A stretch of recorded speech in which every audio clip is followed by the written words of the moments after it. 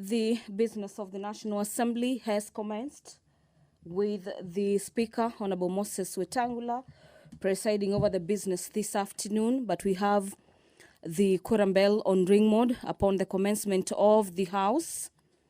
And this is pursuant to Standing Orders number 34, subsection 1, that guide the House. Upon the commencement of business, the National Assembly has a number of agendas before it.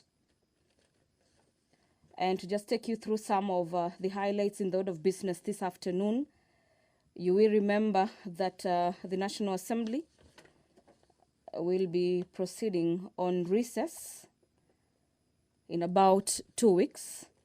And this afternoon, before the House does exactly that, we have statements that are set to be requested this afternoon. These statements will be requested pursuant to Standing Orders number 44, subsection 2C, Honorable Doris Donya, the member of County Assembly, Kisii County rather, the MP for Kisii County, who is the woman rep, if you may like, will be requesting for a statement on the tragic death of Miss Sylvia Kimunto and the escalating cases of gender-based violence.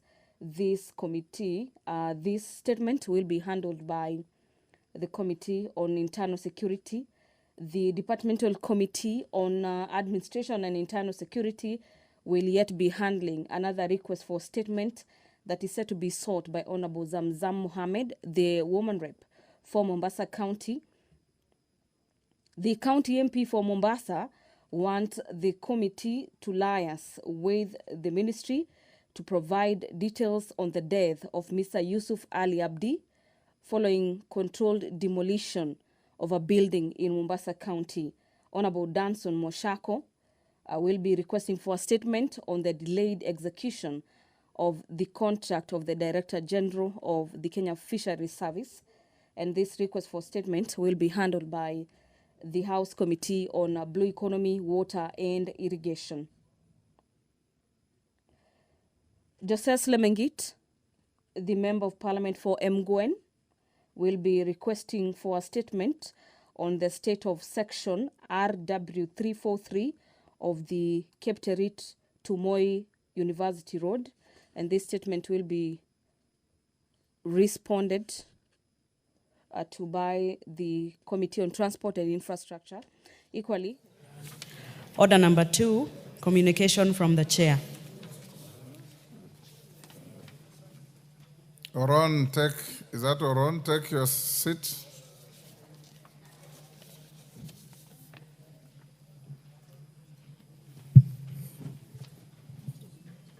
Honourable members have a few short communications.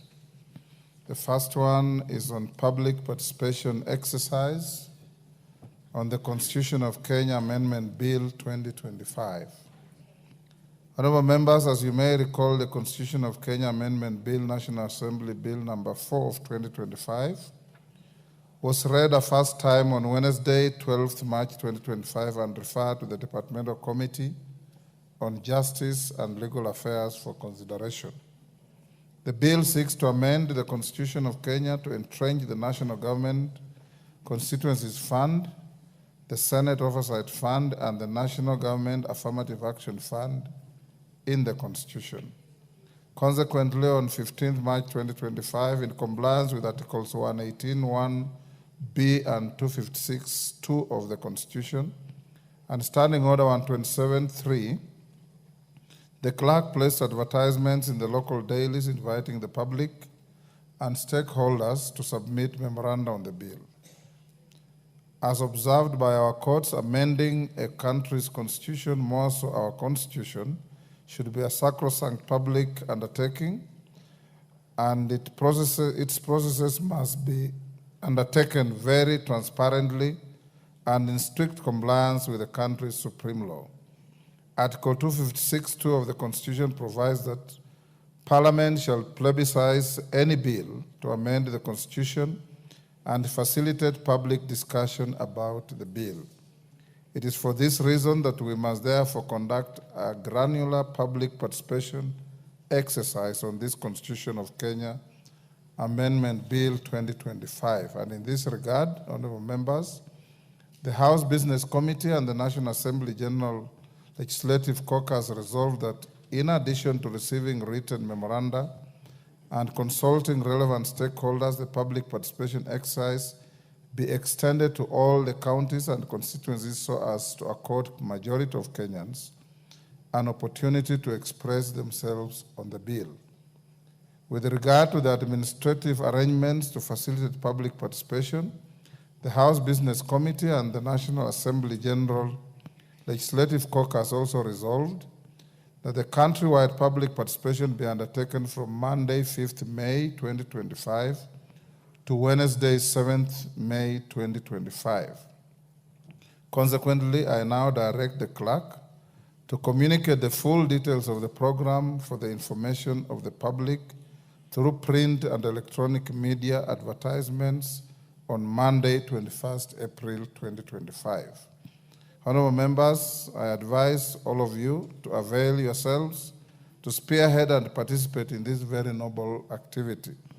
I also direct the clerk to organize a Kamkunji on Tuesday, 29th April 2025, where members will be appraised on the modalities of the public participation exercise to be conducted in all the counties and constituencies. Members, you remember we did direct that your offices in the constituencies are parliament offices, and those are the venues at which this public participation will be conducted. I will not want to hear that any of you took public participation to some hotel room somewhere or behind some shop or bar in the villages. That will not be acceptable. Go to your offices. Those are our parliament offices. I thank you for your cooperation in advance. Honorable members, the second communication is to bring to your attention a matter of the resignation of the Member of Parliament from Mbeere North constituency. Honorable members, you recall that during the afternoon sitting of yesterday, Wednesday, 16th April 2025, the House approved the appointment. I think you did in the morning. In the morning. The House did approve the appointment of Honorable Geoffrey Kariuki Kiringa Ruku, Member of Parliament from Mbeere North, as the Cabinet Secretary for Public Service, Human Capital Development, and Special Programs. Honorable members have since received a letter from the member dated 16th April 2025, tendering his resignation as the Member of Parliament for Mbeere North constituency, effective from 10 p.m. yesterday, Wednesday, 16th April 2025. This arose out of the gazettement of his appointment as a Cabinet Secretary via Gazette Notice number 4834 dated 16th April 2025.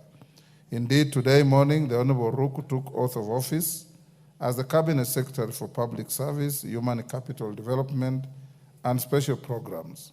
In this regard, honorable members, I will now proceed to execute the necessary actions required by law to declare the seat of Member for Parliament from Mbeere North constituency vacant so as to unlock the process of filling that vacancy.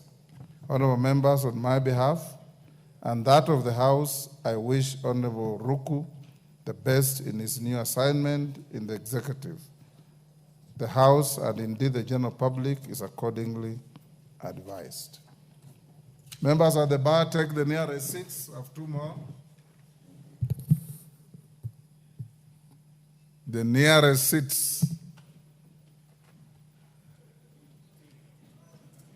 Bowen, what is the idea of nearest seat?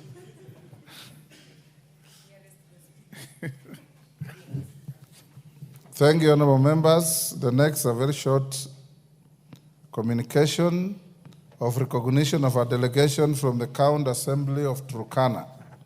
Honorable members, I wish to introduce to you a delegation from the County Assembly of Turkana who are seated in the Speaker's Gallery.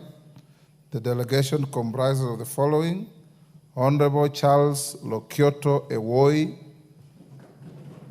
MCA, Speaker and Leader of the delegation; Honorable Michael Ewoi, MCA, I hope they are not brothers, and the Honorable Samuel Aliwo, MCA. Honorable members, the delegation is accompanied by 6 members of staff of the County Assembly of Turkana. They are on a study visit to the National Assembly to benchmark with the Speaker's panel on parliamentary business. Honorable members, on my behalf and on that of the National Assembly, I welcome the delegation to Parliament and wish them fruitful deliberations.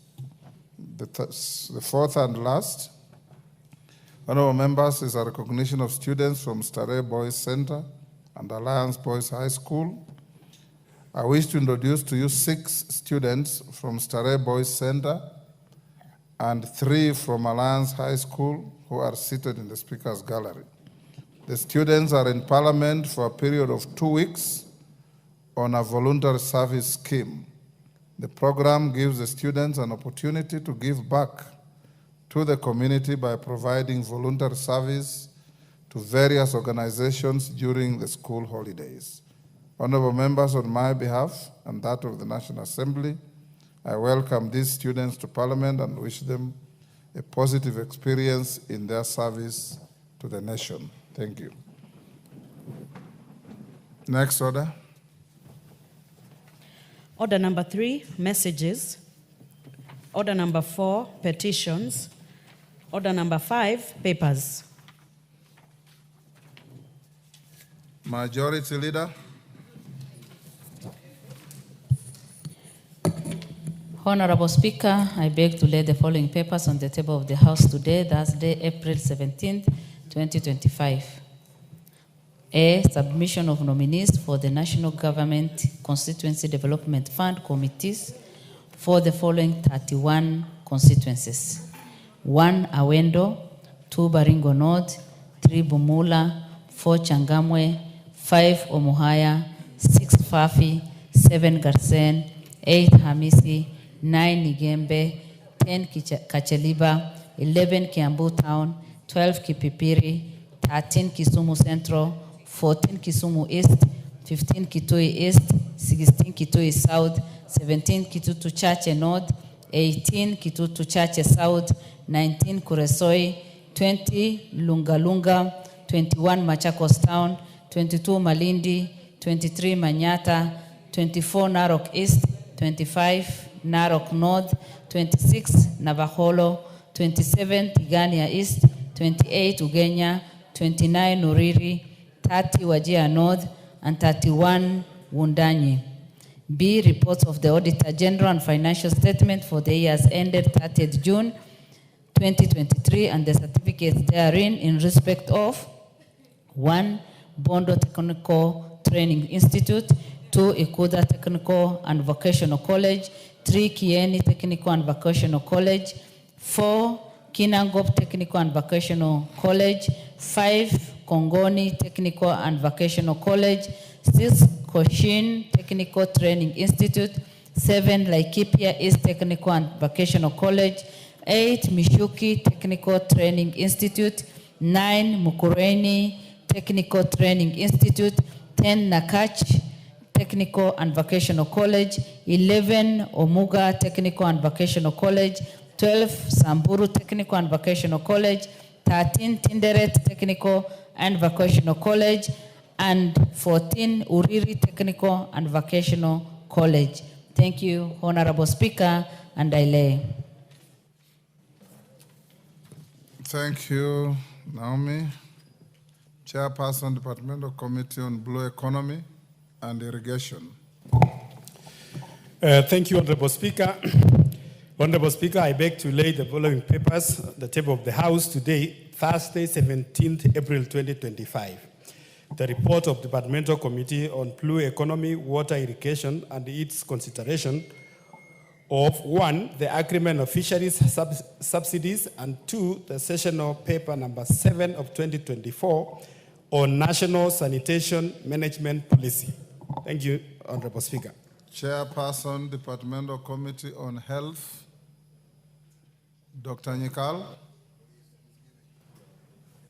Munene? Is that Munene? Yes, Speaker. Yes, go ahead. Thank you, Speaker.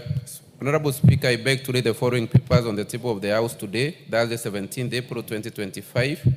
Reports of the Departmental Committee on Health on 1, its consideration of the Medical Social Workers Bill, National Assembly Bill number 22 of 2024.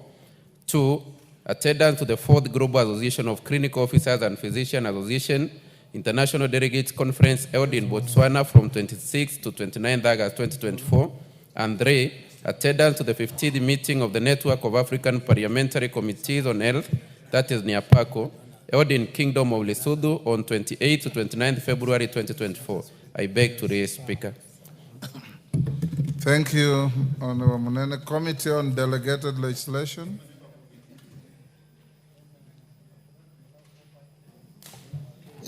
Honorable Speaker, I beg to lay the following paper on the table of the House today, Thursday, the 17th April 2025. The report of the Departmental Committee on Delegated Legislation on its consideration of 1, the prevention of terrorism, implementation of the United Nations Security Council resolutions on suppression of terrorism, regulations 2024, legal notice number 187 of 2024, and 2, the prevention of terrorism, implementation of the United Nations Security Council resolutions on prevention, suppression, and disruption of proliferation, financing, amendment regulations 2024, legal notice number 188 of 2024. Thank you. Next order. Order number 6, notices of motion. Bowen, Chair, Departmental Committee on Blue Economy, Water. Thank you, Honorable Speaker. Honorable Speaker, I beg to give a notice of the following motion: that the House adopts the report of Departmental Committee on Blue Economy, Water and Irrigation on its consideration of the agreement on fish subsidies laid on the table of the House on Thursday, 17 April 2025, and pursuant to the provisions of Section 8.4 of the Treaties Making and Ratification Act 2012, approves the ratification of the agreement on fisheries subsidies. Chairperson, Delegated Legislation, Robert. Honorable Speaker, I beg to give notice of the following motion: that this House adopts a report of the Committee on Delegated Legislation on its consideration on the prevention of terrorism, implementation of the United Nations Security Council resolutions on the suppression of terrorism, regulations 2024 laid on the table of the House on Thursday, 17th April 2025, and pursuant to the provisions of Section 18 of the Statutory Instruments Act, Cap 2A, announce the prevention of terrorism, implementation of the United Nations Security Council resolutions on the suppression of terrorism, regulations 2024, legal notice number 187 of 2024. Honorable Speaker, I beg to give notice of the following motion: that this House adopts the report of the Committee on Delegated Legislation on its consideration of the prevention of terrorism, implementation of the United Nations Security Council resolutions on prevention, suppression, and disruption of proliferation financing, amendment regulations 2024, laid on the table of the House on Thursday, 17th April 2025, and pursuant to the provisions of Section 18 of the Statutory Instruments Act, Cap 2A, announce the prevention of terrorism, implementation of the United Nations Security Council resolutions on the prevention, suppression, and disruption of proliferation financing, amendment regulations 2024, legal notice number 188 of 2020. That this House adopts the report of Departmental Committee on Blue Economy, Water and Irrigation on its consideration on the sessional paper number 7 of 2024 on National Sanitation Management Policy, laid on the table of the House on Thursday, 17th April 2025, and approves the sessional paper number 7 of 2024 on the National Sanitation Management Policy, subject to the revisions as contained in the schedule to the report. Thank you, Honorable Speaker. Thank you. Next order. Order number 7, questions and statements. Honorable members, we have several requests for statements. Let's start with Charles Onchoke.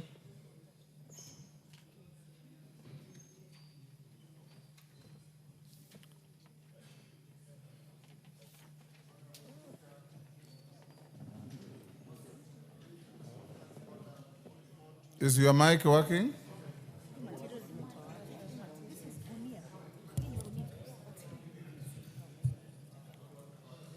Honorable Speaker, pursuant to the provisions of Standing Order 44-2C, I wish to request for a statement from the Departmental Committee on Housing, Urban Planning and Public Works regarding collapsed residential buildings in Bonchari constituency in Kisii County. Honorable Speaker, incidences of building collapsing while under construction or occupancy have been on an alarming rate, resulting in multiple fatalities, tragic loss of innocent lives, critical injuries, and loss of investments.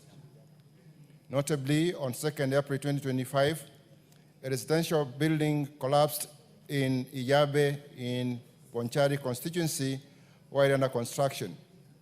4 days later, on 6th April 2025, a 4-story residential building at Iterio also collapsed while under construction, seriously injuring 3 persons and resulting in the death of 5 persons, namely Mr. Richard Mose Nyamao of ID number 38359586, Mr. John Kamau Ayoti of ID number 361298871, Mr. Boaz Magoro Maobe of ID number 2274980, Mr. Nimrod Ondieki of ID number 36037187, and Mr. Geoffrey Nyakundi of ID number 378-42300. Honorable Speaker, these instances continue to occur despite the elaborate legal framework in place for ensuring standards, safety, and orderly construction practices.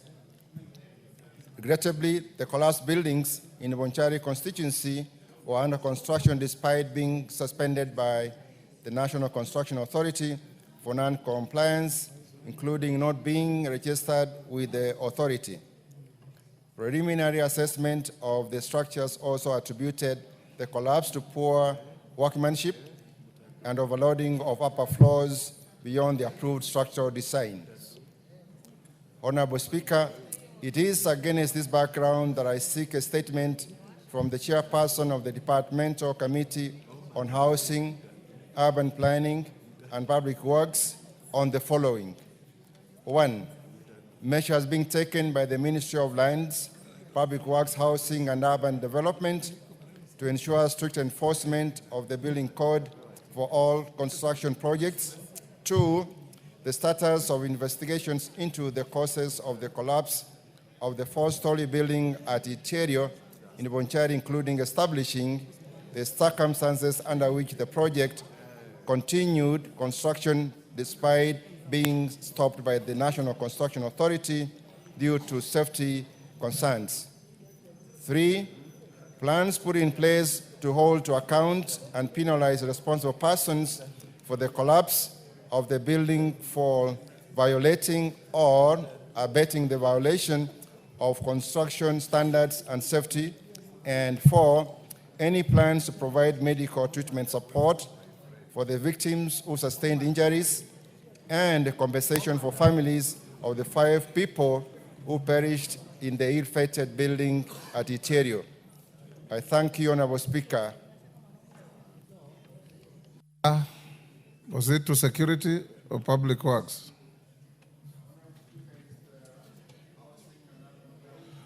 Chair, Housing. Where is Johanna Ngeno? Is he still the chair of that committee? Owen Bayer. Can you inform the chair Housing to bring a response to that report on the first day of resumption after recess? Much obliged, Honorable Speaker. Much obliged. Doris Donya.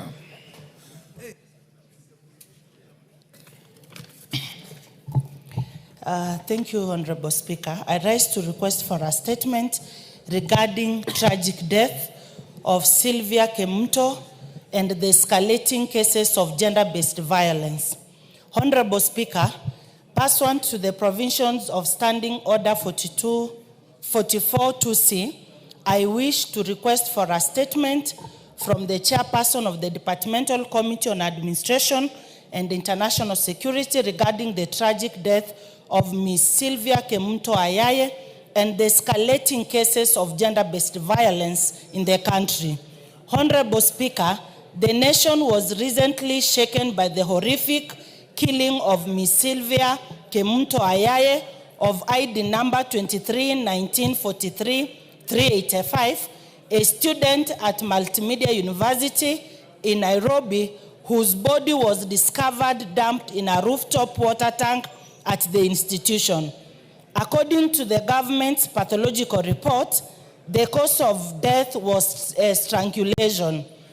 The prime suspect, a Mr. Philip Eric Mutinda, confessed to be premeditated actions, including targeting Sylvia while she was alone, making unwanted advances, and when rejected, resorting to fatal violence.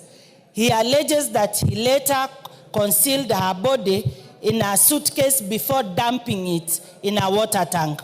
Honorable Speaker, this heartbreaking incident is not isolated and reflects a disturbing pattern of violence against women and girls across the country, particularly within institutions of higher learning. Ms. Kemunto's case has exposed glaring gaps in the safety protocols at these institutions and a lapse in societal accountability and our national commitment to ending gender-based violence. Honorable Speaker, it's against this background that I request for a statement from the chairperson of Departmental Committee on Administration and Internal Security on the following. 1, the circumstances leading to the killing of Ms. Sylvia Kemunto, including how the suspect accessed the victim's room at the university. 2, report on the status of investigations and actions being taken by the Ministry of Interior and National Administration and the National Police Service to prosecute the perpetrator of this heinous act. And lastly, report on the immediate and long-term measures put in place within institutions of higher learning to guarantee the safety of all students, particularly female students who remain disproportionately vulnerable, Mr. Speaker. I thank you. Tongoyo, when can you bring a response to this? Can you give him the mic? Yes, there you are.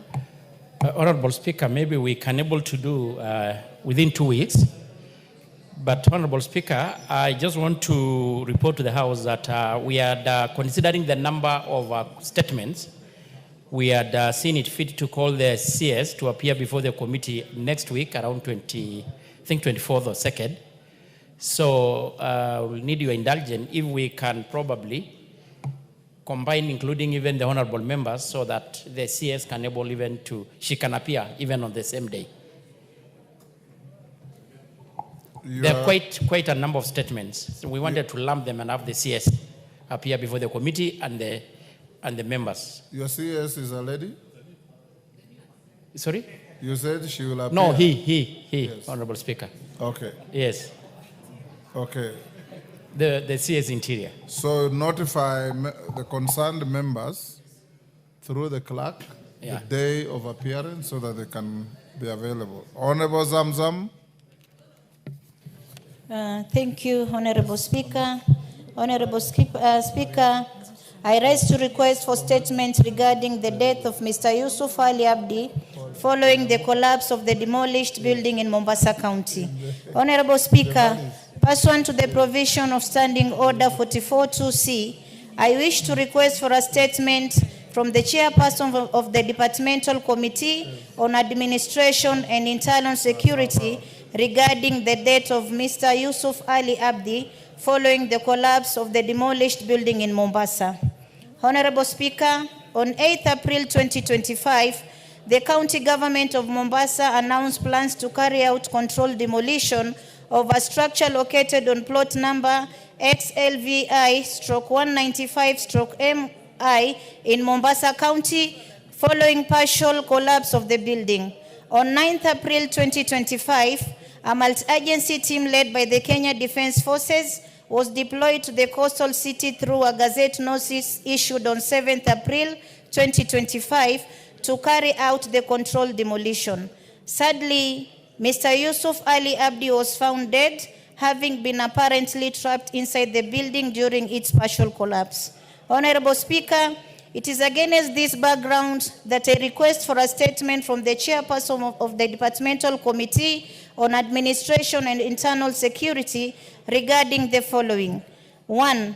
Report on the measures being taken by the government to support the family of the late Mr. Yusuf Ali Abdi, who died while apparently trapped inside the collapsed building located on plot number XLVI/195/MI. And 2, to provide a status report on the investigation into the collapse of the building and subsequent death of Mr. Yusuf Abdi. I thank you, Honorable Speaker. Tongoyo. Honorable Speaker, I have confirmed that the CS will be appearing on Tuesday, 22nd, and we'll try to see whether we can lump together even with the honorable members and have them responded to the same day with the rest of the statements. Thank you. Mwashako.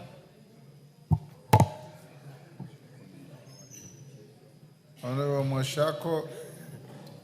Thank you, Honorable Speaker. Hold there, Mwashako. You have a statement in regard with the Director General of Kenya Fisheries. I want to believe that one will be stayed. Yes. And you I do the general request the one that I approved this afternoon. Yes, sir. On mining. Yes, Honorable Speaker. Go ahead. Thank you, Honorable Speaker. Honorable Speaker, pursuant to the provisions of Standing Order 43.1, I wish to make a general statement regarding alleged commitment of Taita Taveta County mineral fields as collateral for government loan. Honorable Speaker, I rise to address a matter of grave concern that has recently caused anxiety among the people of Taita Taveta County. The claims which have been circulating on various social media platforms are unverified reports alleging that the government of Kenya has committed the mineral resources of Taita Taveta as collateral to secure a loan from the government of the People's Republic of China. These claims have understandably triggered unease, especially considering the long-standing perception that the benefits of mining activities in our county have historically accrued to outsiders, leaving local communities marginalized and deprived of their accruing economic gains. Honorable Speaker, I wish to categorically state, after engaging the relevant authorities and conducting due diligence on the matter, that these allegations are entirely false, baseless, and misleading. I wish to assure the people of Taita Taveta County that we, the elected leaders from the region, have received firm assurances from the government that no such arrangement has been made, nor is there any intention to do so.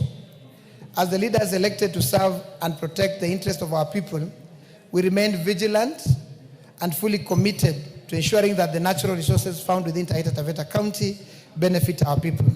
Exploitation of natural resources as espoused in Article 69 and 71 of the Constitution. In collaboration with the Ministry of Mining under the stewardship of the Cabinet Secretary Honorable Ali Hassan Joho, our security agencies, we will take firm action against anyone engaging in such unlawful activities. Finally, Honorable Speaker, to the people of Taita Taveta, I say this: remain calm and confident in your leadership. We are alert and deeply committed to defending and safeguarding the natural resources that rightfully belong to you and our future generation. Thank you, and may God bless Taita Taveta and the Republic of Kenya. I thank you, Honorable Speaker. Yes, a member for Mwatate or Voi, sorry. Member for Voi. Thank you, Mr. Speaker. I also rise to support the statement by Honorable Mwashako, MP for Mundanyi. Minerals and indeed other natural resources is the heritage of the people of Taita Taveta County, and as such, we take great exception to any insinuations that these resources have been unlawfully utilized as collateral for some loan. I join my colleagues from Taita Taveta in reassuring the people of Taita Taveta that as their leaders, we remain vigilant and will not accept any actions from whichever source that aim to jeopardize their heritage and ancestral rights. The people and the resources of Taita Taveta County deserve protection and are indeed protected by existing laws. And we should be careful as leaders not to make any inflammatory remarks. Finally, Mr. Speaker, most of these minerals are on land that is either community land or privately owned as ranches. And such remarks have raised a lot of concern from landowners in Taita Taveta County. And it might be time that the government needs to clarify this matter. Thank you, Mr. Speaker. Thank you. Samuel Chepkonga, he sent me a message that he has assigned the member for Keio South to present the request. Kimayo. Thank you, Mr. Speaker. Honorable Speaker, pursuant to Standing Order 44-2C, I wish to request for a statement from the chairperson of the Budget and Appropriations Committee on the total amount of money that has been spent in the provision of bursaries by county governments in the last 5 financial years. That is financial year 2024-2025, 2023-2024, 2022-2023, 2021-2022, and 2020-2021. Honorable Speaker, as you are aware, the 4th schedule to the Constitution expressly delineates the functions of the national and county governments in respect of education. Specifically, Mr. Speaker, paragraph 16 of part 1 of the 4th schedule to the Constitution provides that primary schools, secondary schools, tertiary institutions, and universities are functions of the national government. On the other hand, paragraph 9 of part 2 of the 4th schedule to the Constitution provides that pre-primary education, village polytechnics, home craft centers, and children facilities are functions of county governments. Honorable Speaker, despite these clear provisions of the Constitution, county governments have apparently been spending billions of shillings of devolved funds in provision of bursaries for students in schools not falling within the functions of county governments. There are also allocations that seemingly unlawful expenditure has been incurred by county governors with approval of the controller of budget, who authorizes the withdrawal of public funds for the utilization of provision of bursaries to students in primary schools, secondary schools, tertiary institutions, and the universities. Further, it is notable that these matters have been subject of litigation.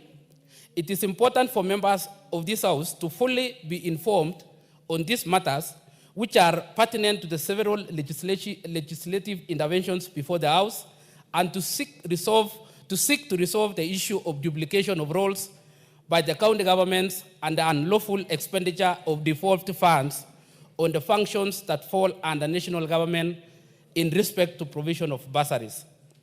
Honorable Speaker, it is against this background that I seek a statement from the chairperson of Budget and Appropriations Committee on the following. Number 1, information from the controller of budget on the total amount of public funds that have been spent by county governors in the provision of bursaries to students at different levels of education, that is pre-primary, education, primary schools, secondary schools, tertiary institutions, and universities for the financial year 2024-25, 23-24, 2022-23, 2021-2022, and financial year 2020-2021. The information on the total amount of devolved funds spent for each financial year should also clearly indicate the level of education for which the public funds were spent for the provision of bursaries per county. Secondly, an explanation from the Controller of Budget on what legal basis has been for the authorizing of withdrawal of funds for expenditure by county governors in provision of bursaries for functions that do not fall under the county government's jurisdiction. And finally, the specific steps the Controller of Budget has taken to stop the apparently unlawful expenditure of public funds by county governors. I thank you, Honorable Speaker. Osoro. Thank you very much, Honorable Speaker. Honorable Speaker, I want to support the statement by the Honorable Kimayo in regard to these issues of bursary and what I will call an unclear division of roles between different arms of government or sectors of government. Honorable Speaker. Honorable Speaker, you know, this House has really debated on this question of what really is this House meant to do or supposed to do, or the national government, and any responsibility that pertains issues to do with county government should be left to the county government, Honorable Speaker. But looking at what the county governors are doing, Honorable Speaker, it's about time we sit and ask ourselves exactly how we are going to handle these menace, Honorable Speaker. You will see that on one point, Honorable Speaker, they claim that the national government has refused to relinquish part of their responsibilities back to the county government, Honorable Speaker. They then blame the members of parliament on the questions of NGCDF and other matters. They've taken this House, Honorable Speaker, the PSC or members of this National Assembly, Honorable Speaker, to court on several occasions, my Honorable Speaker.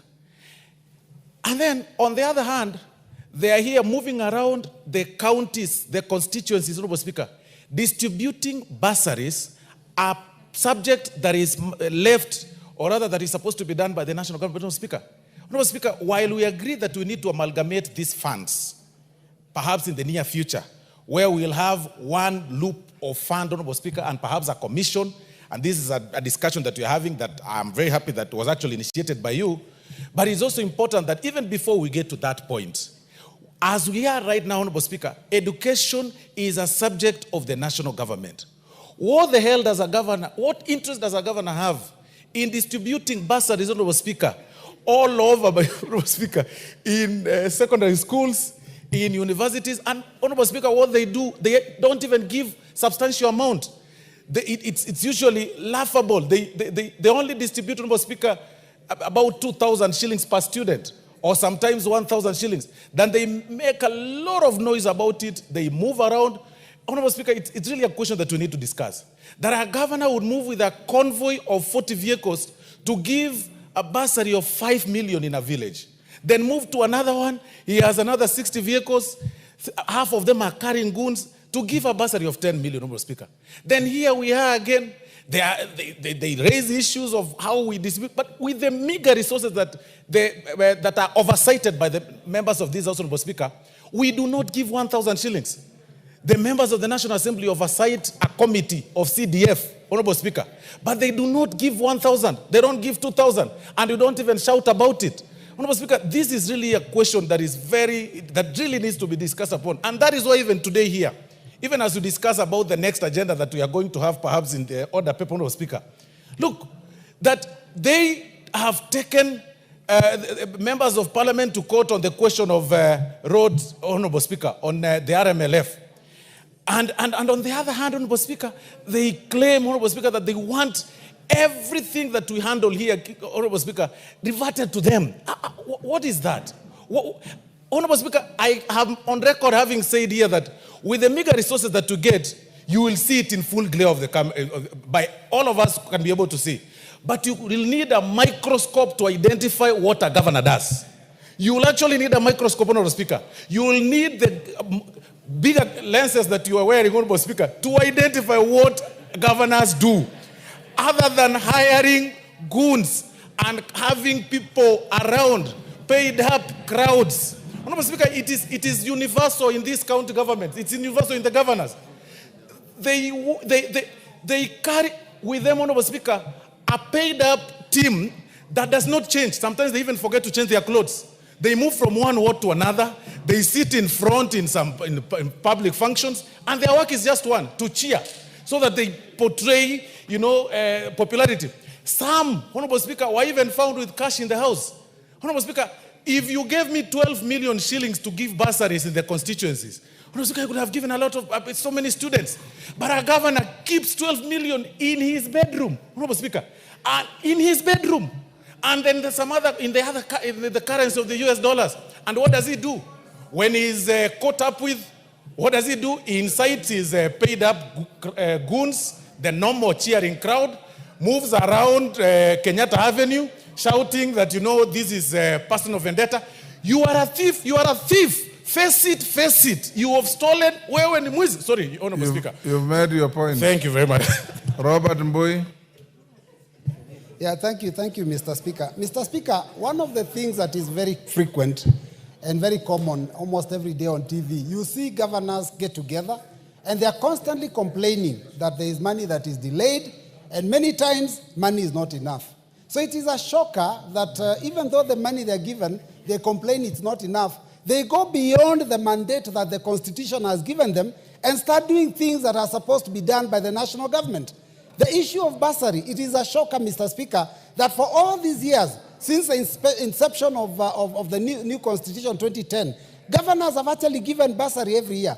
And what I'm wondering is, when did the Controller of Budget realize this problem? Why wasn't it sorted out long time ago? So, Mr. Speaker, I want to say that for governors, the money that they are given, let them do the mandate for which they are supposed to do. If it is a matter of education, Mr. Speaker, they have ECDs. In fact, I will tell you, Mr. Speaker, in a lot of constituencies in Kenya, you find the ECD classes are actually built using the national government constituency development fund, because most of them are dilapidated. Our polytechnics are in state of disrepair. There are no tutors. There is no equipment. So, Mr. Speaker, I want to advise governors, please do the job for which the Constitution has assigned to you. Read the fourth schedule clearly and leave the work of the national government to be done by the national government. Thank you, Mr. Speaker.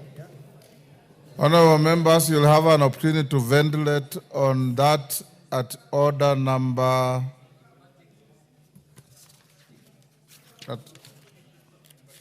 At order number 9. So hold your horses. Susanna Kiamba.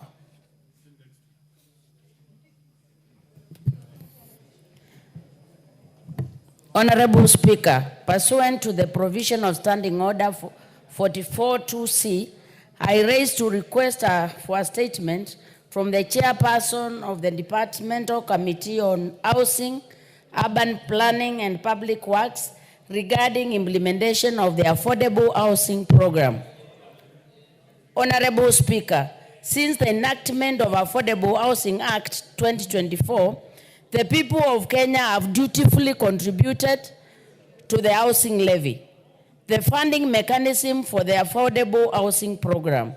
This initiative is intended to provide decent, accessible, and affordable housing to all Kenyans, in line with Article 43 of the Constitution. However, concerns have been raised by a section of Kenyans regarding transparency and accountability of the administration of the funds collected through the housing levy. There is a growing apprehension about potential mismanagement of these funds, as well as lack of clarity on the specific projects that have been executed and accessibility of the houses under the program to the intended beneficiaries. It is therefore necessary that the government provides comprehensive information on the status and progress of implementation of affordable housing projects. Honorable Speaker, It is against this background that I seek a statement from the chairperson of the Departmental Committee on Housing, Urban Planning and the Public Works on the following.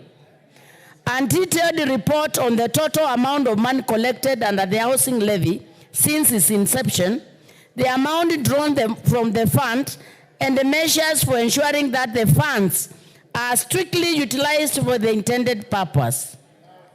A report on the project funded by the housing levy so far, the amount channeled to each of the project, the specific constituencies where they are located, and the status of implementation.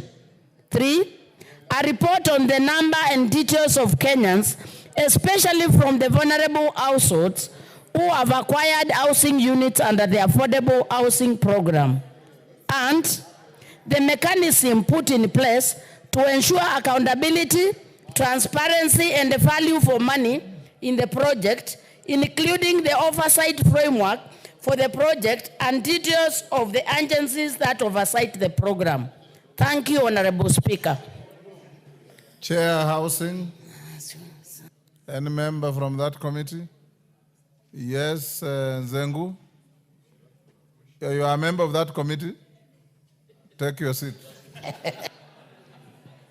Majority Leader, inform the chair of that committee to bring a response within the first 2 days of our resumption after recess.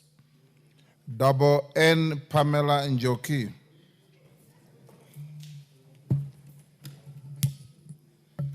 Thank you, Honorable Speaker.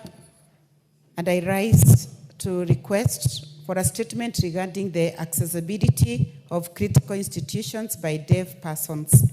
Honorable Speaker, pursuant to the critical institutions or critical services in public institutions?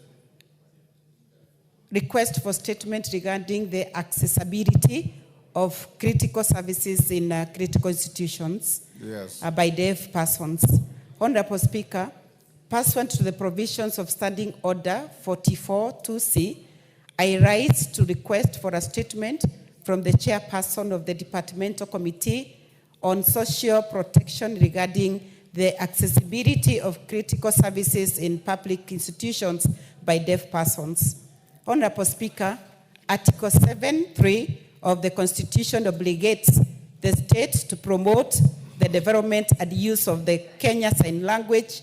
Further, Article 54 guarantees that persons with disabilities are entitled to reasonable access to all places, public transport, and information. However, the lived reality of the deaf persons in the country shows that there is a gap in the provisions of the law and the actual realization. In many public institutions, particularly hospitals, deaf persons are often unable to communicate their health needs due to the absence of sign language interpreters or alternative communication technologies. Article 43 of the Constitution provides that every person has the right to the highest attainable standard of health, which includes the right to health care services. This cannot be achieved due to inaccessibility to services by deaf persons in these institutions. This communication barrier exposes them to misdiagnosis, improper treatment, and alienation from critical public services. Honorable Speaker, it is against this background that I request for a statement from the chairperson of the Departmental Committee on Social Protection on the following. 1, report indicating the number and the distribution of sign language interpreters across critical institutions in the country, including public hospitals, courts, and police stations. Number 2, steps that the Ministry of Labor and Social Protection is taking to implement the provisions of the Constitution in relation to accessibility by persons who are deaf. 3, measures in place to promote the training, certification, and deployment of sign language and interpreters across critical institutions. And finally, policy in place to develop assistive technology that supports communication for persons who are deaf or hearing impaired. I thank you, Honorable Speaker. Thank you, Chair, Social Protection Committee. Any member? Timu Wanyonyi, can your committee bring a response? Or you wanted to joyride? No, I am a member of that committee, Mr. Speaker. You bring a response the third day of our sitting after the recess. May I also comment on that, Mr. Speaker? Go ahead. Mr. Speaker, the Persons with Disabilities Act has been around since 2004, including now the recent one that we just passed the other day. UN Convention on the Rights of Persons with Disabilities addresses all these issues and is even entrenched in our Constitution that people with disability will also be given their due rights.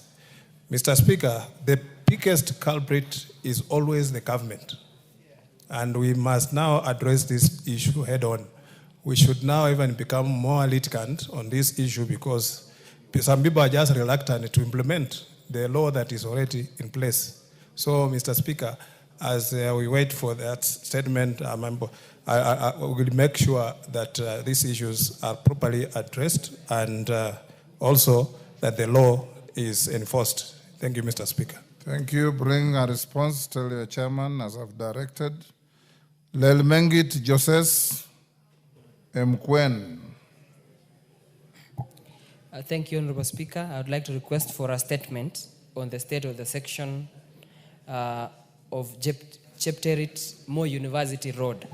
Honorable Speaker, pursuant to the provisions of the Standing Order 44-2C, I rise to request for a statement from the chairperson of the Departmental Committee on Transport and Infrastructure regarding the state of the section RW 343 of Chepterit Mo University Road. Honorable Speaker, section RW 343 of the Chepterit Mo University Road is a crucial road link connecting Nandi and Uasin Gishu counties and boosting economic growth in the region.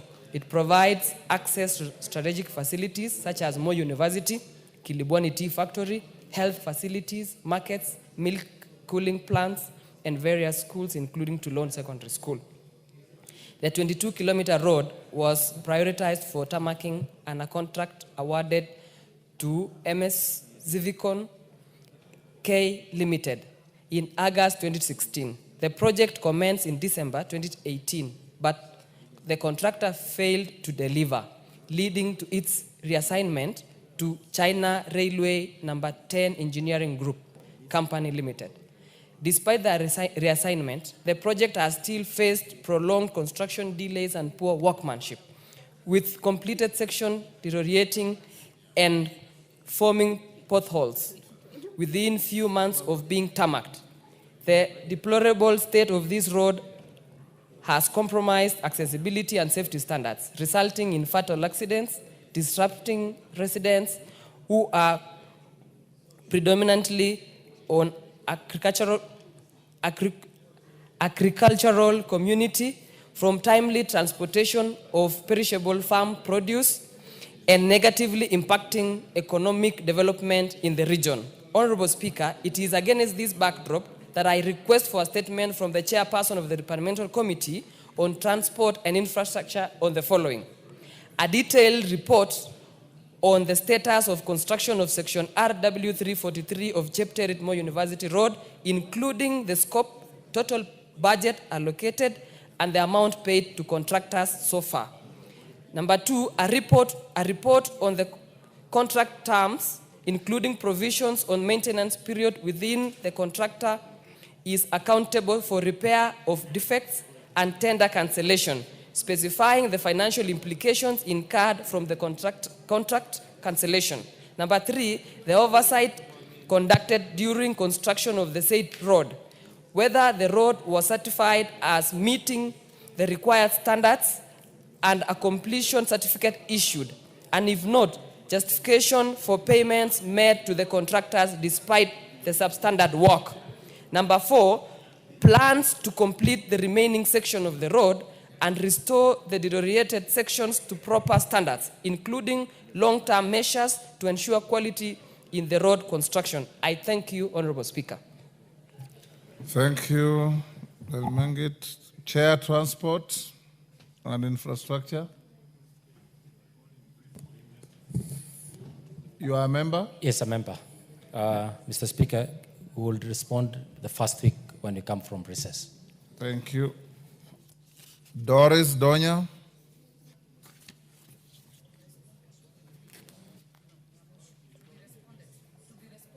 Oh, that is for response. Transport, you have a response? Honorable Speaker, on behalf of the Chair, Transport and Infrastructure Committee, wish to respond. Honorable Speaker, on Thursday, 27th February, a member, Kisii County, Honorable Doris Donya, requested for a statement from the Chairperson, Departmental Committee on Transport and Infrastructure regarding the utilization of the Fuel Levy Fund. Honorable Donya, in a statement, indicated that even though 80% of the fuel levy is sourced from the road users, the condition of most roads across the country remains poor, characterized by potholes, inadequate drainage, and stall projects. Honorable Speaker, the Honorable Donya therefore sought the following information. 1, a report on the total collection of the use of fuel levy for the maintenance, rehabilitation, and development of the country's road network over the past 3 years, including the details of the specific roads, steps implemented by the ministry to ensure transparency and accountability in the expenditure of the fuel levy fund, the criteria used to prioritize road maintenance and construction projects funded by the fund, measures put in place to ensure timely completion of the projects funded by the fund, and the status of disbursement of fuel levy fund between the national government and the county governments, and whether county governments are sufficiently funded to maintain the roads under their jurisdiction. Honorable Speaker, the committee received a written response from the Ministry of Roads and Transport on 26th, and now wish to make as follows. Regarding the total collection and the use of fuel levy fund for the maintenance, rehabilitation, and development of the country's road network over the past 3 years, including the specific details of the roads that have been done, the minister submitted a whole table list, Honorable Speaker, which has been presented to the questioner. I just wanted to note, Honorable Speaker, that in the financial year 22-23, 82.8 billion shillings was collected, 23-24, 77.1, in 24-25, a total of 112 billion collected, and it's estimated that in 25-26, a total of 113.6 billion will be collected. The honorable member may go through the list of the projects in the response that has been given to her. However, Honorable Speaker, I would like to bring to the attention of the House of the fact that the High Court in Nairobi issued interim conservatory orders on 19th August 2024, directing the Kenya Roads Board to freeze and withhold RMLF funds collected in the financial year 24-25 to the extent of 10,522 million to be allocated to the county governments. In compliance with the court order, the board is withholding RMLF allocation for Kera and Kura in this financial year, as tabulated also in annex that is being provided. I don't want to go through all the figures. But to make it clear to the members, 24.7 million shillings allocated to each constituency is being withheld. Question number 2, regarding the steps implemented by the ministry to ensure transparency and accountability in the expenditure of the fuel levy fund, the ministry submitted that section, according to section 62G and section 26.1 of the Kenya Roads Board Act 1999, gives KRB the mandate to monitor and evaluate, and by means of technical, financial, and performance audits, the delivery of goods, works, and services financed by the fund.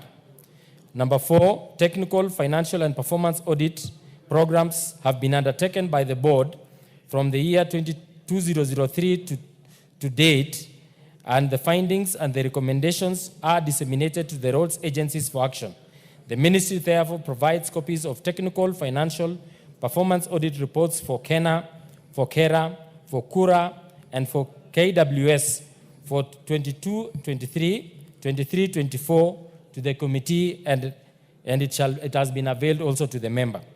Number 5, Honorable Speaker, regarding the criteria used to prioritize road maintenance and the constructions of projects funded from the fuel levy, the ministry submitted that prior to preparing the annual roads works program, roads agencies carry out annual roads inventory and condition surveys to determine the conditions of the road network under their jurisdiction. And due to budgetary constraints, road prioritization is undertaken in line with the road sector investment program. Under this program, the road maintenance and developments are prioritized in the following order. Number 1, preservation through routine and periodic maintenance of the maintainable road network. Number 2, the road asset restoration through rehabilitation and reconstruction. Number 3 is road improvement and development through upgrading, road widening, junction improvement, and new constructions, including provisions for non-motorized traffic. Number 6, Honorable Speaker, regarding the measures put in place to ensure timely completion of roads project funded from the fuel levy, the ministry submitted that the following measures have been put in place to ensure timely completion of projects funded by the levy. The annual public roads program is an annual program, and therefore projects under this are completed within the financial year. Number 2 is pursuant to section 19(1) and 2 of KRB General Rules 2022, the ministry through KRB monitors implementation of APRP by reviewing quarterly returns from the road agencies which highlight delays and challenges in the execution of the projects. The board makes monthly disbursements for funds to roads agencies to ensure adequate funding and timely completion of the works. The ministry, through the Kenya Institute of Highway and Building Technology, KIBIT, undertakes capacity building of contractors and enhanced quality of works and construction management. Roads agencies have embraced performance-based contracting, and therefore, where contractors are paid to attain set and agreed service levels, the milestones, and penalized for non-compliance with these service levels.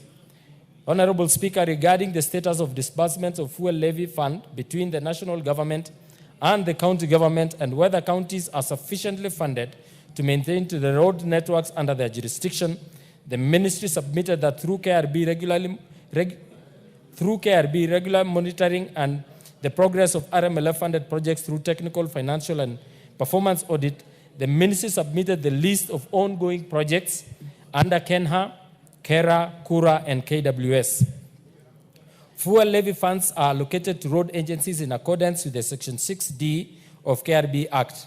The county governments received 15% of the fuel levy as conditional grants from year 2015-16 to year 2020-21, based on the County Allocation of Revenue Act for maintenance of county roads.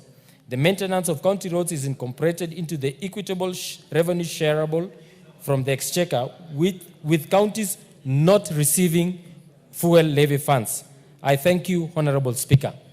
Honorable Speaker, I think the comprehensive answers to this question may be also provided next week when the Minister for Roads and Transport will be in the chambers to answer some of the questions pertaining particularly to the fuel levy fund. I thank you, Mr. Speaker. Doris. Thank you, Mr. Speaker. The honorable member who has acted as chair is saying that the Kenya Roads Board remits monthly what they've collected from the fuel levy to repair the roads, Mr. Speaker. And then the roads I asked, he has said that they gave me a whole list of roads, which I don't have. The only ones they sent don't even exist, because they are telling me, Kisi, they are doing Nyaramba Road. That is in Nyamira, number 1. You are just sending me this information to fill your answers. It is not even correct. Nyaramba, anyone who is listening, Rene, Irene Mayaka and Jerusha here, they are wondering what you are talking about. Nyaramba is in Nyamira. Another thing, Mr. Speaker, they collect 25 shillings per litre. Every time, Mr. Speaker, you fuel, 25 per litre goes to Kenya Roads Board.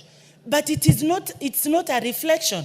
Maybe if they don't know what I'm talking about, we go a convoy of vehicles. I take them through the Kisii roads, and then we confirm the 25 shillings the Kisii people are paying per litre if it is working. Now they are lying to me that they are repairing Nyaramba Road, which is not in Kisii, Mr. Speaker. And then, on top of it, they have even paid over, I think, 17 billion, what I saw, on pending bills. When you go to Kura, Kenha, they first of all say we have money to do this road, What has accumulated, Mr. Speaker, to 17 billion? Then we are paying every day fuel levy. Why are you, we have never gone to fuel and then we are told, today we will fuel and then there will be pending bills for fuel. Our cars have never asked for pending bills. We fuel, the fuel levy is deducted every time you fuel, Mr. Speaker. So do we bring statements, then we get showed the answers like the way they gave me for bonuses, or it is Donya who doesn't understand what she is doing, Mr. Speaker? Komingoi, are you misleading Donya? Donya is not misled, Honorable Speaker. Donya has opted to become particularized to a region on a matter that is of national survey. The question is, there is not enough funds to do all the roads at the same time in the country. The Honorable Member is aware also that there are pending bills of works that have been executed in the country and have not been paid for. Number two is that the 25 shillings she is claiming includes also the 7 shillings that has been allocated for securitization for the purposes of paying the pending bills. I am aware also that truly most roads are not in good condition, not only in Kisii County, including my own constituency and many other parts of this country. Therefore, we are bringing these issues for the House to be made aware that in this financial year alone, by the case that the county governments presented themselves in court, and the court order that is there, 24.7 million shillings allocated to each constituency is being held.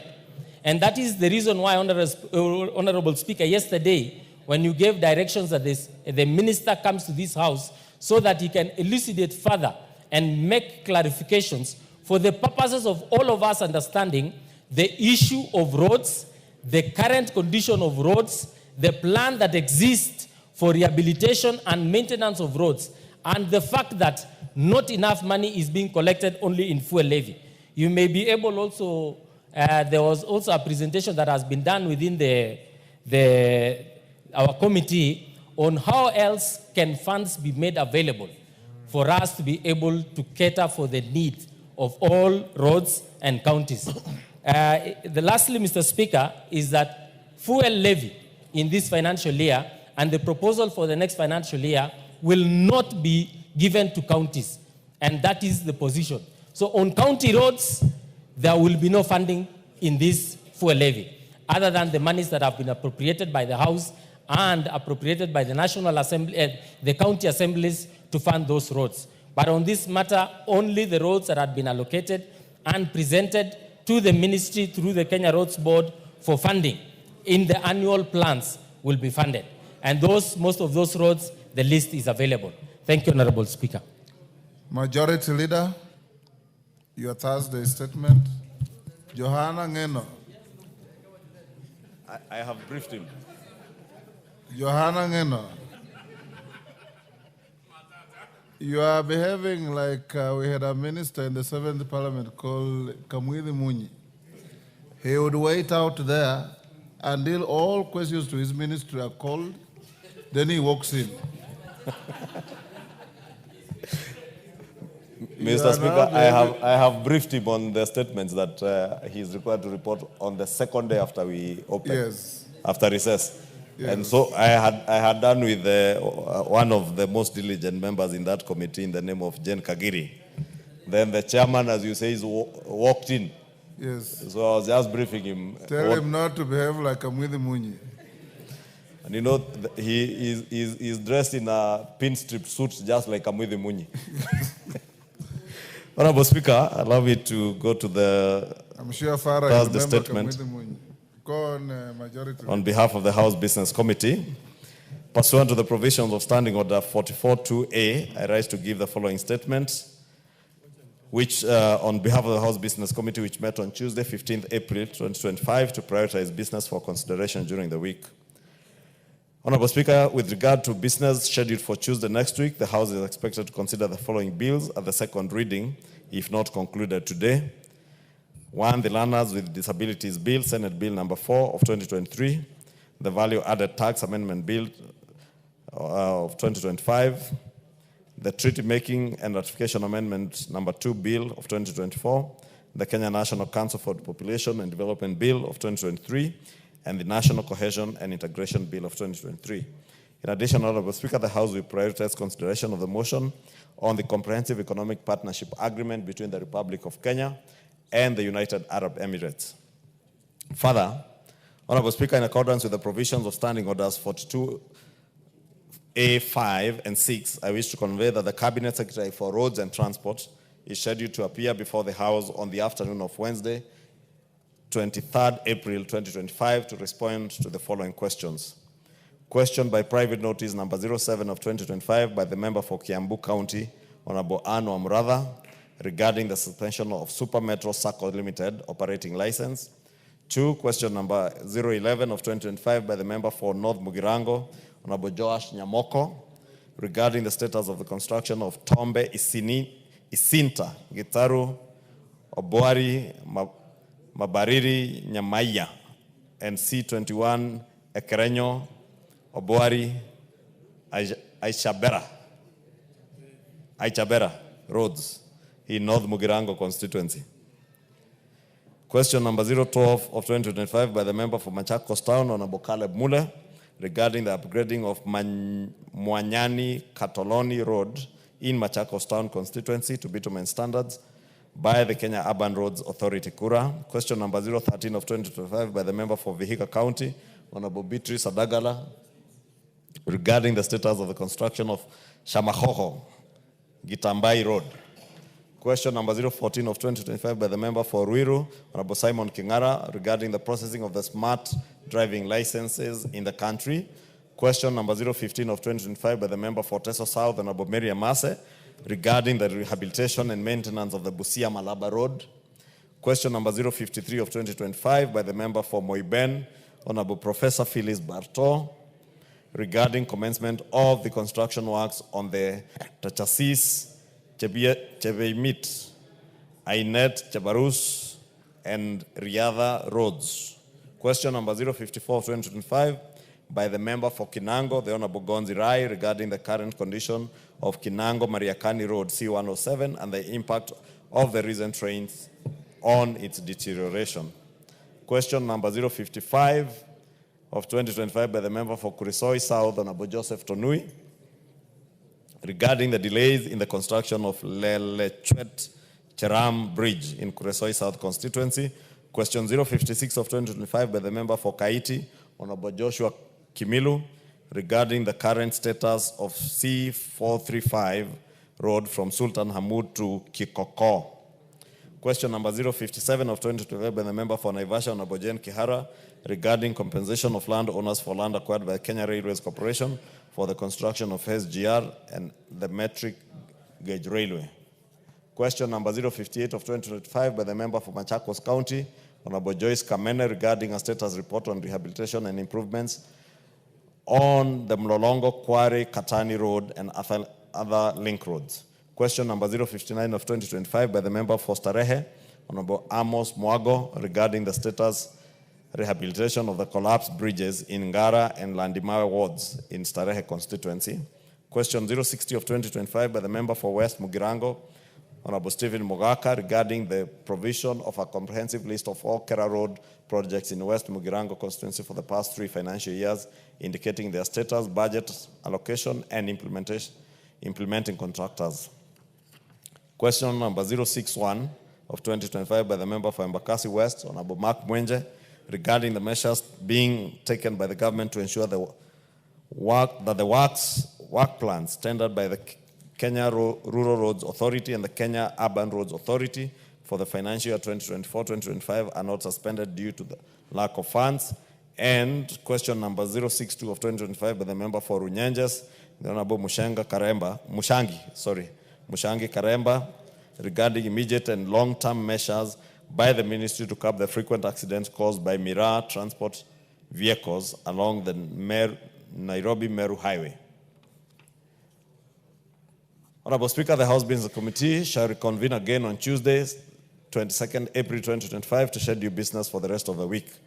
As I conclude, Honorable Speaker, I wish to take this opportunity on behalf of the House Business Committee to wish all members and Kenyans at large, including the great people of Kikuyu, a happy Easter. I now wish to lay this statement on the table of the House. Thank you. Next order. Order number 8, special motion, consideration of nominees for appointment as ambassador, permanent representative, and consuls general. Bashir, we have not proposed it yet. Yeah? Honorable Bashir, you can hear what your colleagues are saying, so make it short. Move your motion. Tell us your seconder. Thank you very much, Honorable Speaker. Honorable Speaker, I beg to move that, taking into consideration the findings of the Parliamentary Committee on Defense, Intelligence and Foreign Relations in its report on the approval hearing of 4 nominees for appointment as ambassador, permanent representative, and consul general laid on the table of the House on Tuesday, 15th April 2025, and pursuant to the provision of Article 1322C of the Constitution, Section 22 of the Foreign Service Act, Cap 185E, and Section 3 and 8 of the Public Appointments Parliamentary Approval Act, Cap 7F. This House approves the appointment of the following persons as permanent representative, ambassador, and consul general. 1. Engineer Peter Kiblaga Tum, CBS, ambassador to Kinshasa, Democratic Republic of Congo. 2. Mrs. Susan Nakumbinja Wafula, EGH, as the permanent representative to the permanent mission of Kenya to UN Habitat, Nairobi. 3. Mr. James Bujakane Mutahi, CBS, Consul General to Guangzhou, China. And 4. Mr. Abdi Dubat Fido, Consul General to Arusha, United Republic of Tanzania. Honorable Speaker, the offices of Ambassador, Permanent Representative, and Consul General stand as Kenya's outposts of sovereignty and service. As defined in Section 21 of the Foreign Service Act, the head of mission is not only the President's voice abroad, but the steward of Kenya's foreign policy, the custodian of our image, the leader of the diplomatic staff, and the guardian of public funds. This, they carry the flag, the trust, and the duty all in one. Honorable Speaker, in discharging our mandate as a committee, that is the Committee of Defense, Intelligence and Foreign Relations, conducted the sessions of vetting guided by Chapter 6 of the Leadership and Integrity Act and animated by the spirit of public participation as enshrined Article 118. We subjected the nominees to rigorous scrutiny, measuring not only their qualification and experience, but also their moral compass, vision, and fitness to carry Kenya's flag across the borders. Honorable Speaker, in keeping with Standing Order 422, your office relayed to the House the President's message regarding the nomination of the 4 persons to serve as ambassador, permanent representative, and consul general. The names were accordingly committed to the committee pursuant to Article 1244A of the Constitution for approval hearings and report within the statutory timelines. Honorable Speaker, to uphold transparency, a public notice was placed in the mainstream dailies on Friday, 28th March 2025, inviting written memoranda of the stability of otherwise of the nominees as required under Section 6(9) of the Public Public Appointments Parliamentary Approval Act and Article 118 of the Constitution. To this effect, Honorable Speaker, only one memorandum was received opposing the nomination of Honorable Susan Nakhumicha Wafula, EGH. The grounds raised, namely that her earlier dismissal from cabinet invalidated her nomination, were carefully reviewed. Honorable Speaker, the committee, in its considered judgment, observed that the dismissal of Mrs. Susan Nakhumicha was effected under Article 1525B of the Constitution, which grants the President discretion to dismiss a cabinet secretary without prescribing grounds for the dismissal. Crucially, the dismissal did not fall under Article 75, which governs ethical misconduct and carries the consequence of disqualifications from future state office. As such, her public service journey remains lawfully unbroken, and the committee found no legal or moral impediment to her continued service to the Republic. Honorable Speaker, in further fulfillment of due diligence, the Clerk of the National Assembly wrote to relevant agencies, the EACC, KRA, DCI, HELP, and ORPP, seeking reports on the nominee's integrity, tax compliance, criminal record status, loan obligations, and political affiliations. All agencies returned clean reports affirming the nominee's good standing. Honorable Speaker, the committee conducted oral approval hearings on Monday, 7th April 2025, evaluating each nominee's academic credentials, professional record integrity, nomination procedure, and overall stability as required under Section 6 and 7 of the Public Appointments Act. Following this exercise, the committee made the following general observations. 1, each nominee stands as a Kenyan citizen and bound by allegiance to any other nation and in full fidelity to Article 78 of the Constitution. 2, they each gave solemn assurance to engage in no other lawful gainful pursuit, placing public duty above private interest in keeping with Article 771. 3, none holds political party office, reflecting impartiality and alignment with the spirit of Article 77(2). 4, they affirmed their adherence to Articles 75 and 76, vowing to uphold ethical conduct and to disclose and manage any potential conflict of interest. And finally, all 4 nominees demonstrated both in paper and presence their competence, integrity, and preparedness worthy of service to the Republic. Honorable Speaker, I just want to pick a few of those nominees so that the members can really understand that what we have gone through as a committee. One of the nominees is Engineer Peter Kivlaga Tum. Honorable Speaker, Engineer Kivlaga Tum found not just a nominee, but a seasoned public servant, a man of quiet diligence and tested resolve. Engineer Tum holds a Master of Science in Energy Management from the University of Nairobi, a Bachelor of Industrial Technology from Michigan University, and a postgraduate diploma in Medical Electronics from Queen Mary University of London, with a higher diploma in Electrical Engineering from Kenya Polytechnic. His academic path reflects a mind honed for systems, strategy, and precision. His technical acumen aligns seamlessly with Kenya's development footprint in the DRC. Engineer Tum has over 25 years in senior public service. Engineer Tum has stood at the helm of critical reforms as Principal Secretary in Sports, Labor and Health, and as CEO of KMTC. He brings with him the rare ability to weave together cross-sectoral programs, harmonize government and non-state actors, and drive impact with quiet efficiency. His depth of governance satisfies the legal and strategic standards under Section 7C of the Public Appointments Act. No objection has been raised by the public, and the process was under Article 118 of the Constitution was faithfully observed. His nomination sailed unopposed, and rightly so. The committee therefore recommends his appointment. Honorable Speaker, Mrs. Susan Nakhumicha Wafula, the nominee for permanent representative to UN Habitat. Her academic journey has been as follows. She has a Master's of Science in Procurement and Logistics, a Bachelor in Purchasing and Supplies from Jomo Kenyatta University of Agriculture and Technology, and a Diploma in Healthcare Management from the Kenya Institute of Management. In this multidisciplinary grounding, the committee sees not just credentials, but capacity to manage complexity, to deliver results, and to steer Kenya's mission with multilateral frameworks.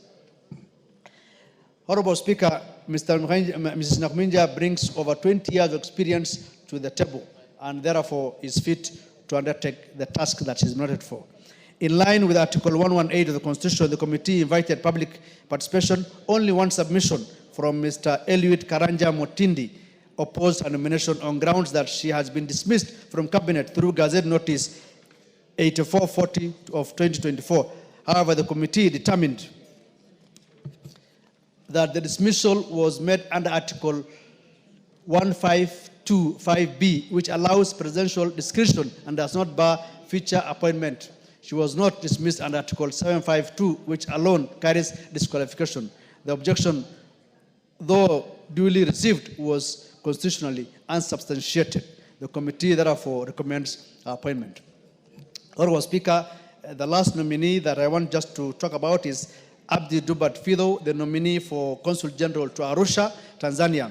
In the person of Mr. Abdi Dubat Fido, the committee encountered not just a nominee, but a man forged in the fibers of public finance, regional diplomacy, and unshakable national purpose. He stands eligible under Article 78(1) and 2 of the Constitution, a Kenyan by birth and by oath, and distracted by dual ties.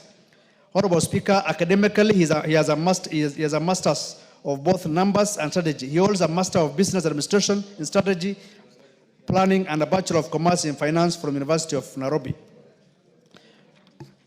Honorable Speaker, his career has spanned boardrooms and ministries, from PricewaterhouseCoopers to founding and leading consulting firms to serving as Principal Secretary for East African Community Affairs, where he did not watch regional integration from the sidelines, he led it. He negotiated, coordinated, and safeguarded Kenya's position in Arusha, and now returns not as a visitor, but as our chosen voice as a Consul General.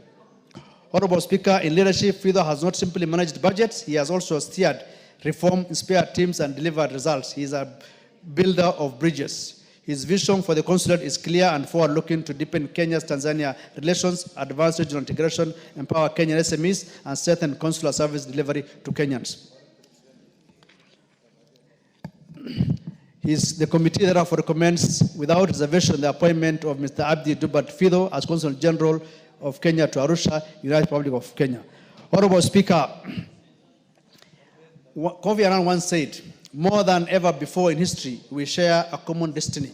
In appointing these envoys, we are not just filling posts, we are entrusting the future of Kenya's voice in a shared regional and global journey.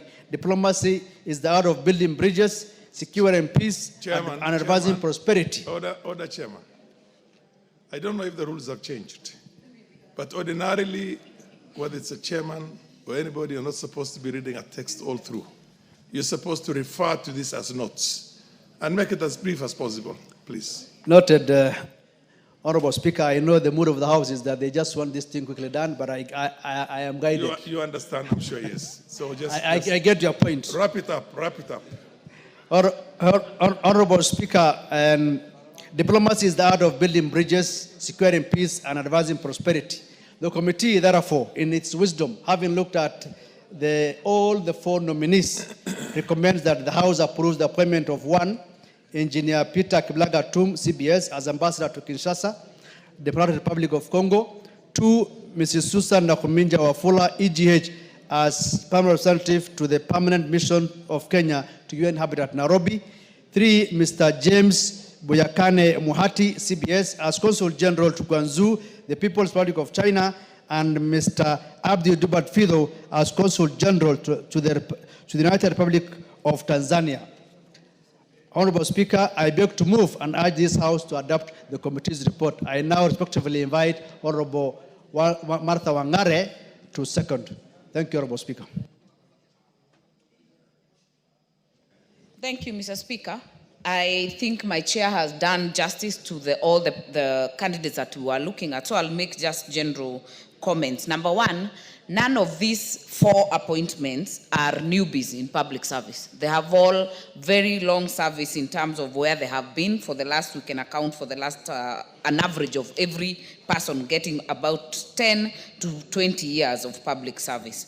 And Mr. Speaker, we were able as a committee to actually mirror them against the Constitution or the requirements, and also against the Public Appointments Parliamentary Approval Act, and we are very satisfied that they are actually up to the task. Mr. Speaker, allow me to speak about the nominee headed to Kinshasa, Democratic Republic of Congo. Mr. Speaker, you remember this committee and this House previously rejected a candidate to this station because we felt that he was grossly unfit and unqualified to be able to take up that position. And Mr. Speaker, in this engineer Kiplagat tomb, we have no doubt, but we also made it very clear that the task ahead of him is quite monumentous, because first of all, he will be almost resuscitating our presence in DRC, given the situation and what has happened in the past. So he has his work cut out for him, Mr. Speaker. Mr. Speaker, the issue of UN Habitat, the committee raised a few issues, specifically the issue of integrating UN Habitat with Kenya's government and the better model or the bottom-up economic transformation agenda, that we don't feel like Gigiri is out of Nairobi, out of Kenya, that we should still feel that they're in this country and they're able to also join in getting to contribute to our country's growth. Mr. Speaker, the other one is the issue of Guangzhou. Of course, the interest with China. I don't think specifically this Guangzhou center, Mr. Speaker, if you go to the trade and to the trade balance between us and China, you'll find that there's a lot of traffic, including flights going to Guangzhou specifically because of doing business with China. And there's a lot to be able to get from there. And I know this James Buyekane, who has been also a PS, will also do justice to that station. And finally, Mr. Speaker, the issue of Mr. Abdi and the nomination of Mr. Abdi Dubat Fido as the Arusha, in Arusha, in the United Republic of Tanzania as a Consul General was timely. Why? Because, Mr. Speaker, this is the immediate former PS of EAC. So he not only understands the relationship between the EAC countries, but also understands what needs to be done because he has been in that station, Mr. Speaker. So we have done very well as a committee to actually mirror all these appointments, Mr. Speaker, and we have no doubt that they will not only do this country proud, but even the region, Mr. Speaker, because they are one of the best. So allow me to second. Thank you, Mr. Speaker. Fair enough. That was brief and to the point. Honorable members, I now want to propose a question that taken into consideration the findings of the Departmental Committee on Defense, Intelligence, and Foreign Relations in its report on the approval hearings of 4 nominees for appointment as ambassador, permanent representative, and consul generals laid on the table of the House on Tuesday, the 15th April, 2025, and pursuant to the provisions of Article 132(2)(e) of the Constitution, Section 22, of the Foreign Service Act, Cap 185(e), and Sections 3 and 8 of the Public Appointments Act, Parliamentary Approval Act, Cap 7F. This House approves the appointment of the following persons as permanent representatives, ambassador, and consul generals. 1. Roman 1, ambassador, Engineer Peter Kiplanga Tum, CBS, to go to the mission of Kinshasa in Kinshasa, Democratic Republic of Congo. Roman 2, permanent representative, Ms. Susan Nakumicha Wafula, EGH, permanent mission of Kenya to the UN Habitat, Nairobi. Roman 3, A, Mr. James Buyekane Mohati, CBS, Guangzhou, Republic of the People's Republic of China, as Consul General.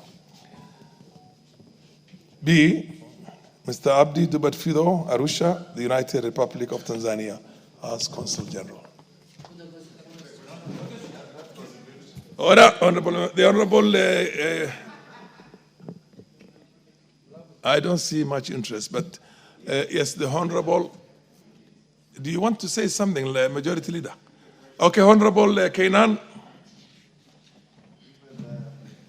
Thank you, Mr. Speaker. Mr. Speaker, this is a very important motion, Mr. Speaker. Diplomacy, by definition, is the art, science, and the means by which nations and groups conduct their affairs in a way that projects the image of that particular country that we present in a way that promotes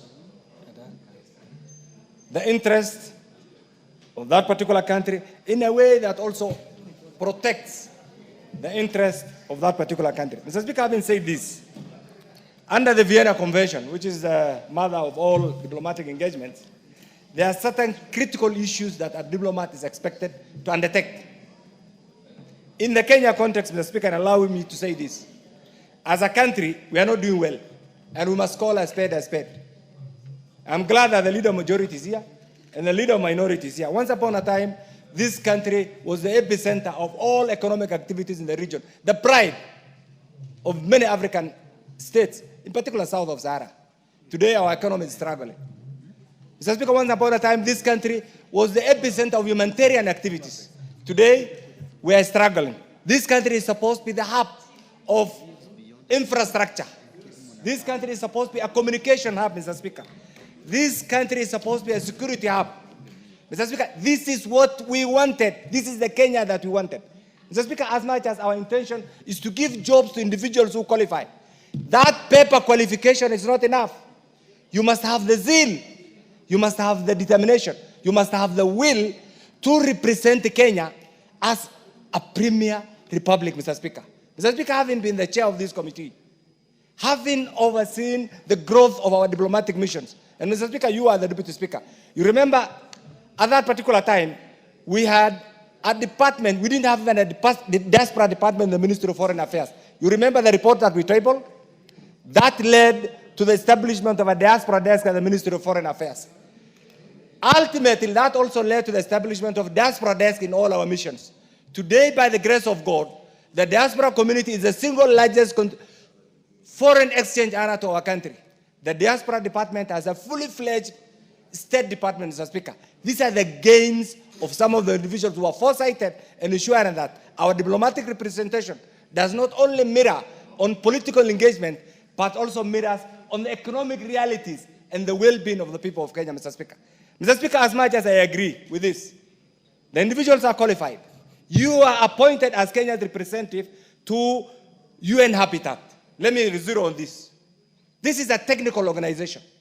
A technical organization. The UN Human Settlements Program is supposed to promote socially and environmentally sustainable towns and cities. It's also supposed to promote a transformative change in cities and human settlements through knowledge, policy, advice, and technical advice, Mr. Speaker. You have been given this. Are you ready for that job? Mr. Speaker, allow me, without demeaning the character of the person who has been appointed to this position, to remind her that this is not going to the Ministry of Health. You will interact with many technical people representing the face of the universe. Those failed appointments in Ministry of Health should not be carried over to UN Habitat. I want to urge her, we are giving you this job, you are qualified. What is out of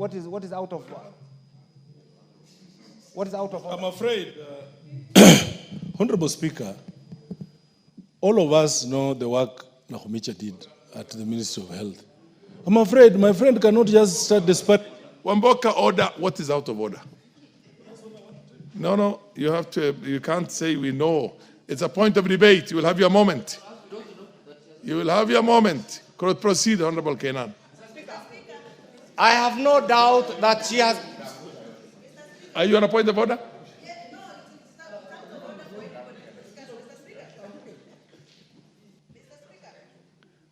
Can you give are you on a point of order? Yes, point of order. Yes. What's your point of order? Let me wear my kofia so that you can see me properly. Mr. Speaker, it is out of order for anybody to discuss somebody on the floor of the House, especially a woman, without giving her right of reply. It is unfair. It is completely out of order for the honorable to discuss an honorable, gracious lady on the floor. Order, honorable member. That is the real essence of bringing. You want to inform who? No, your chair does not need any information at this stage. Point of information. You will have your moment. Do you want to be informed by Wamboka? Do you want to be informed by Wamboka, by Honorable Kainan? Speaker, Wamboka is my good friend. I haven't said anything. I said I support her nomination. Proceed. I'm only trying to expand her job description. Now we agree. I support her nomination as our representative to the UN Habitat. But I'm trying to bring an analogy between I am a consumer. Honorable Allow members, me to say this, Mr. Speaker. the very essence of bringing this before Yes, the House. I support her nomination. Order. Proceed. Mr. Proceed. Speaker, Proceed. let me put it on record. As a father of many highly educated, beautiful girls, I support the nomination of the Honorable Susan as our representative. But I only want to give her a word of encouragement that this organization, this technical organization that she has been appointed to, is not like the Ministry of Health. The Ministry of Health was a department, a state department in the Kenya context. She's going to interact with the whole world. If she was somewhere, she'll be taking notes now.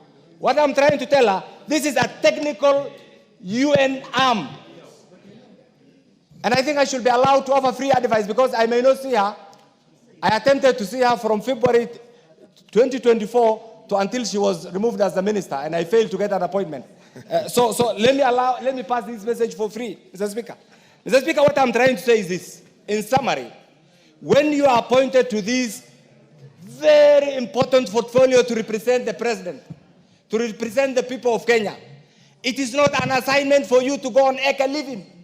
It's an assignment for you to go and promote this country so that we benefit from your representation. And this is what I'm trying to allude to.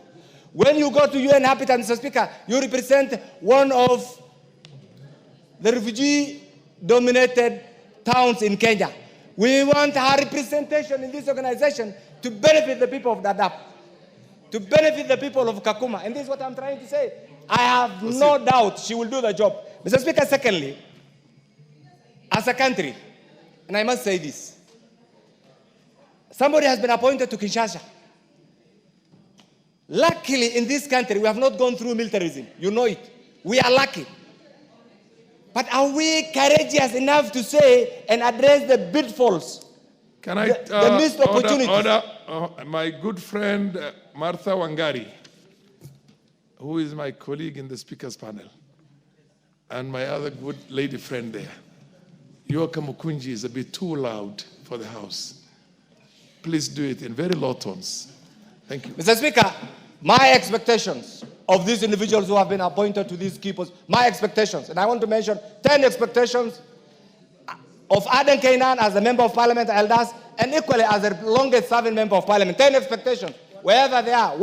Number one expectation, promote Kenya's foreign policy in providing services to not only Kenyans, to wherever they are. 2, build and strengthen bilateral relations and bilateral relations that can benefit the people of Kenya. This is the era of multilateralism. This is the era of bilateralism, Mr. Speaker. Going outside to those organizations must add to Kenya's presence in the international community, Mr. Speaker. 3, enhance our national security and regional stability. Mr. Speaker, you know in this region, look at what is happening. The challenges in Sudan, the challenges in Southern Sudan, the challenges in DRC, the challenges in Somalia, the challenges in Ethiopia, and the entire region. And Kenya has been an icon of peace.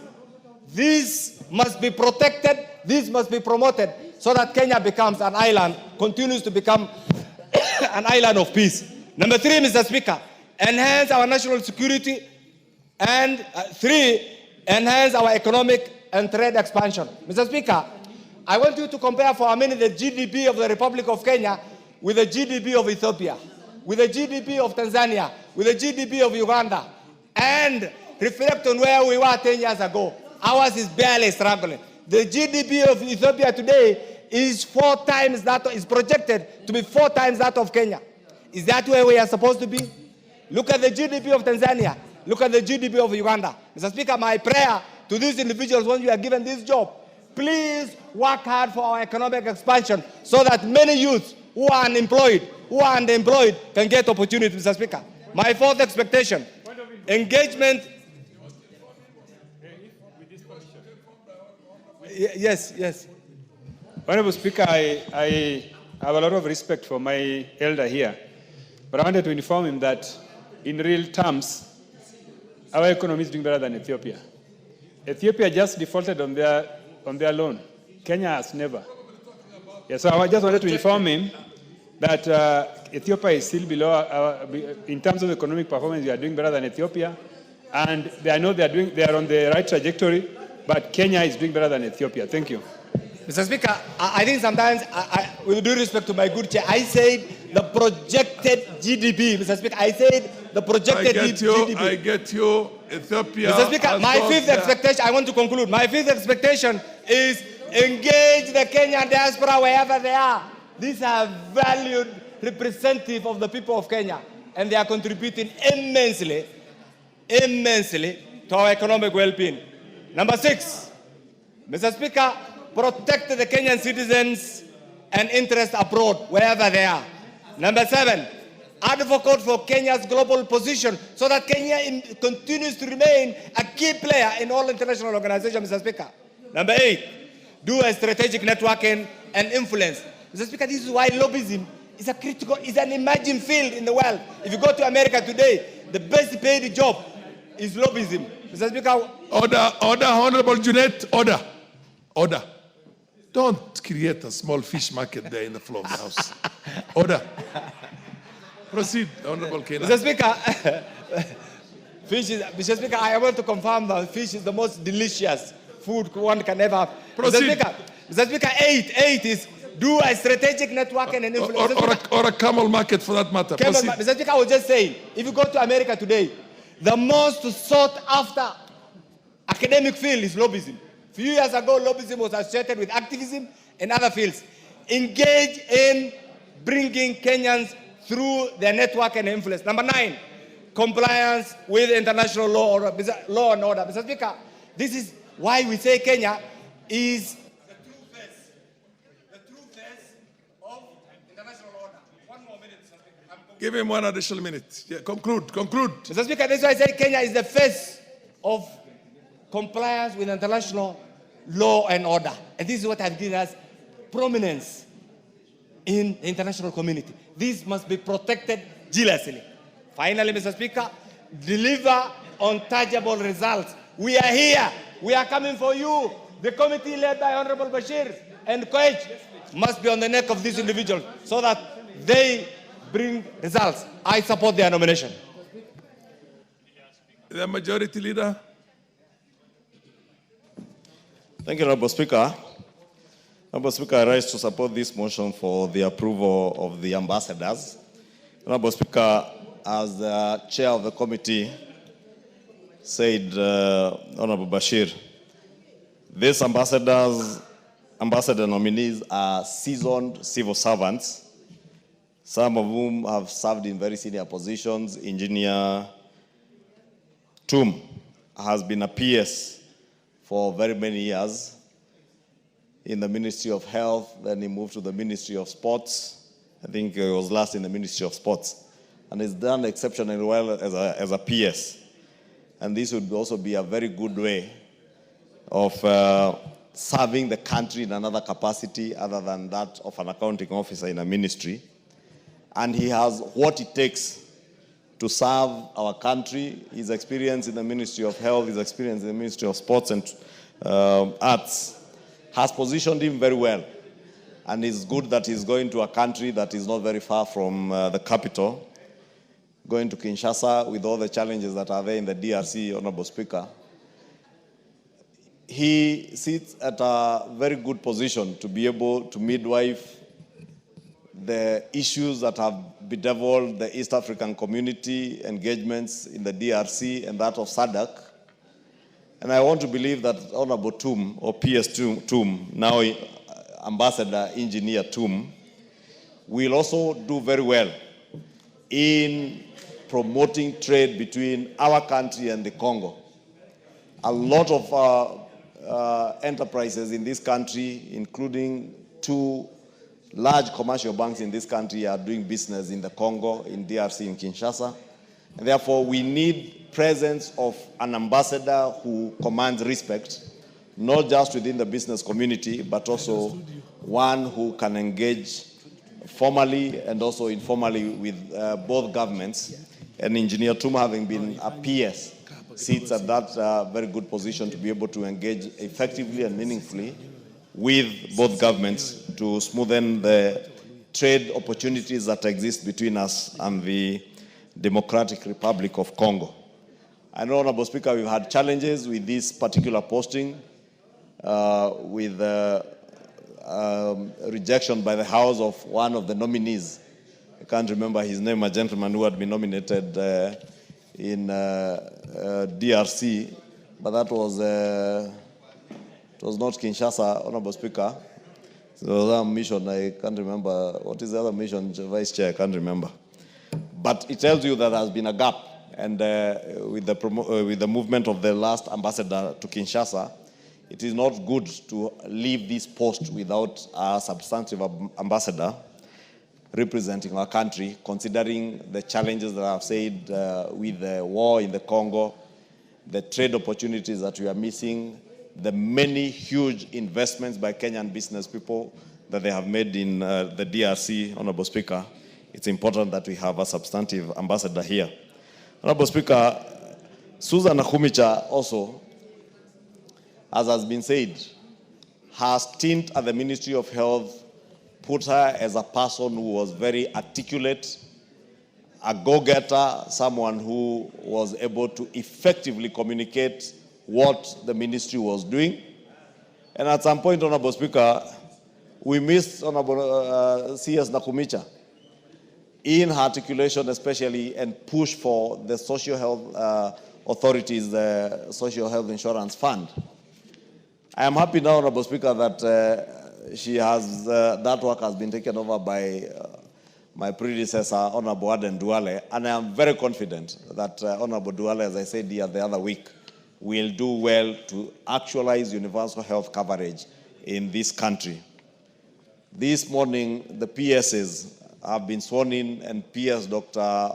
Oluga, who is going to serve as a PS of medical services, is also a seasoned professional in the medical field, and I want to believe he also do very well together with Honorable Duale.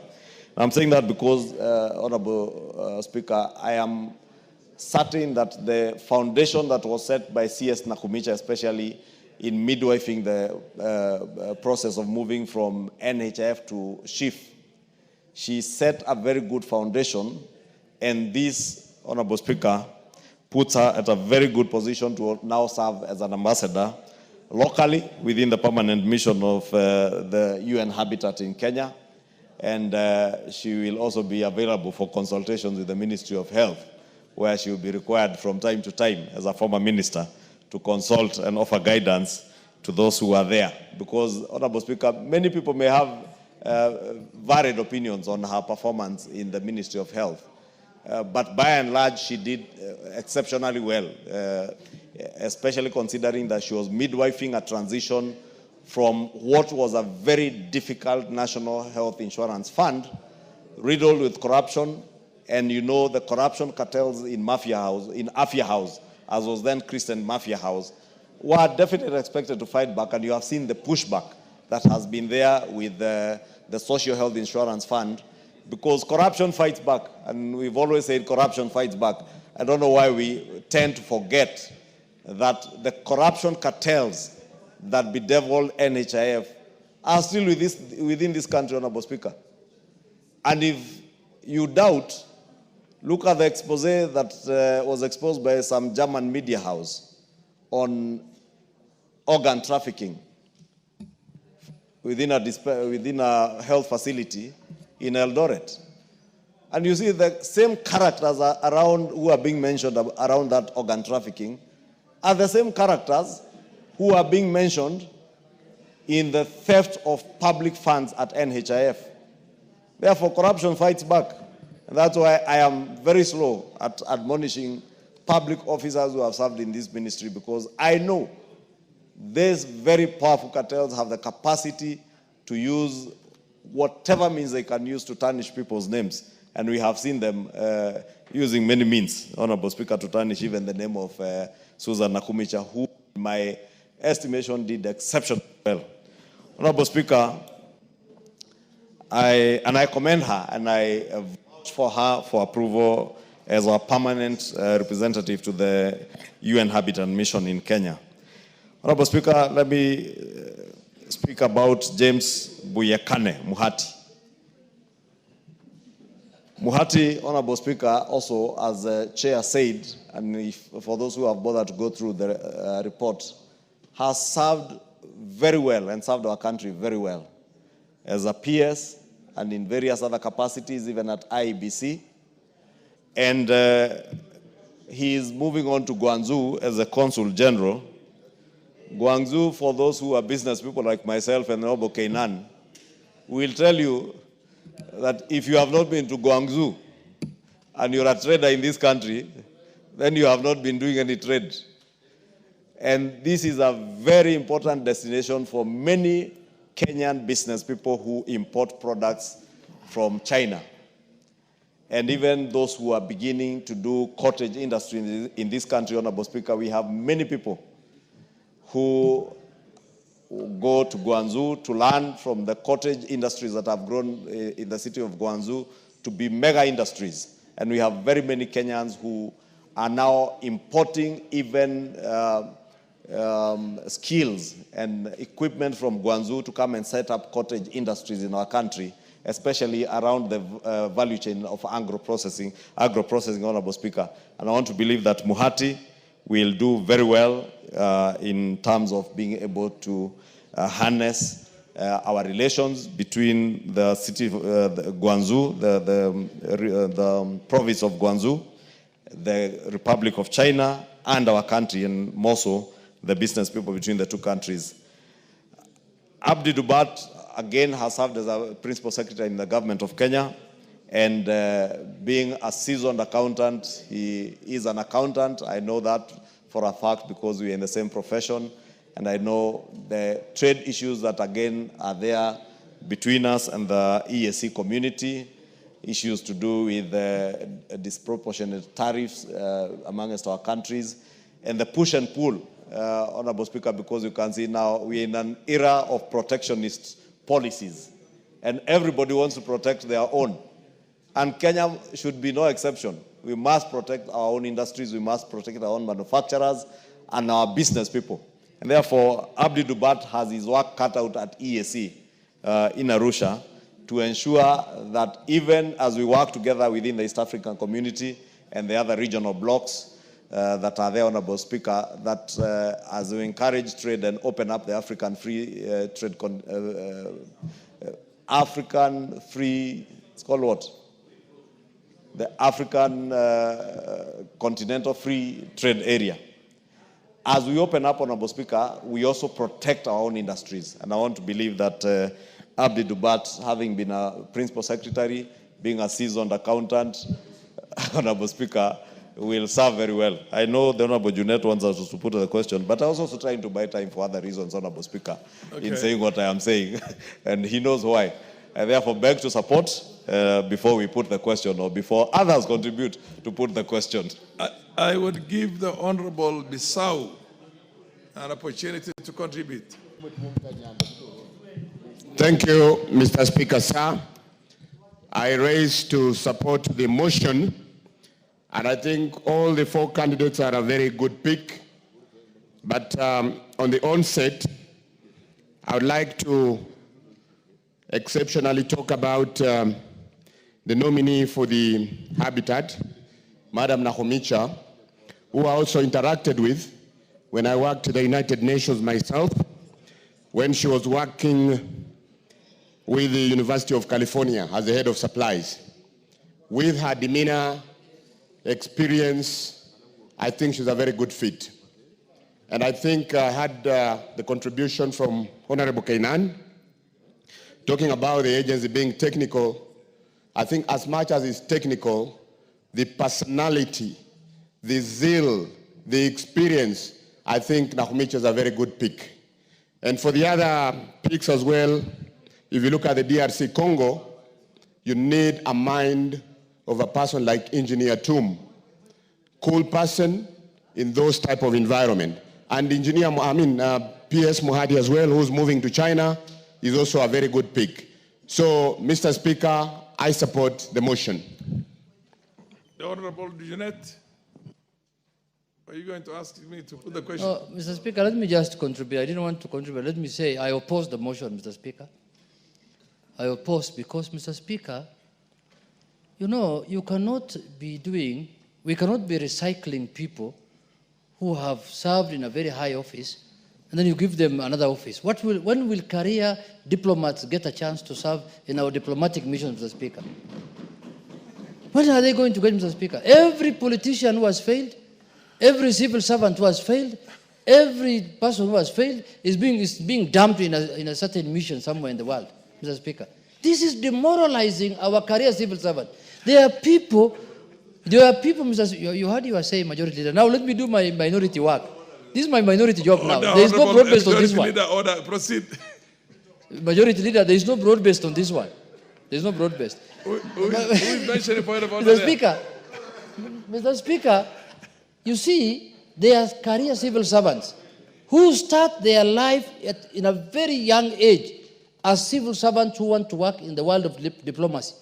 They start in the Ministry of Foreign Affairs from job group something down there. They grow. Then when they reach near deputy ambassador, they get stagnated there.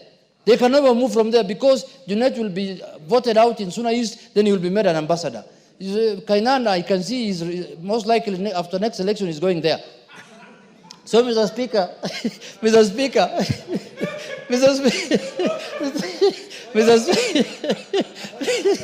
Speaker. Order, Honorable Kainan. There's nothing out of order. Proceed. Mr. Speaker. Proceed, Mr. Speaker, me, I'm of the view.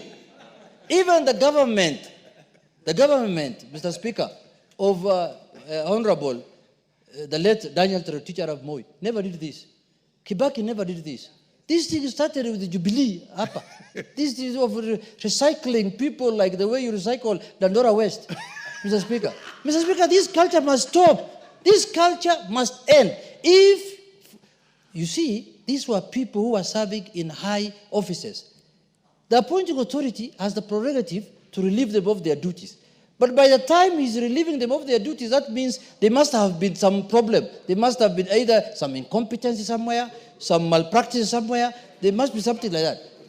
Or change of loyalty. You know, maybe some went to a Munyoro, who knows? Order, Honorable Jeanette. Sometimes it has very little to do with efficiency and performance. It has maybe broad-based government. Are you sure? No.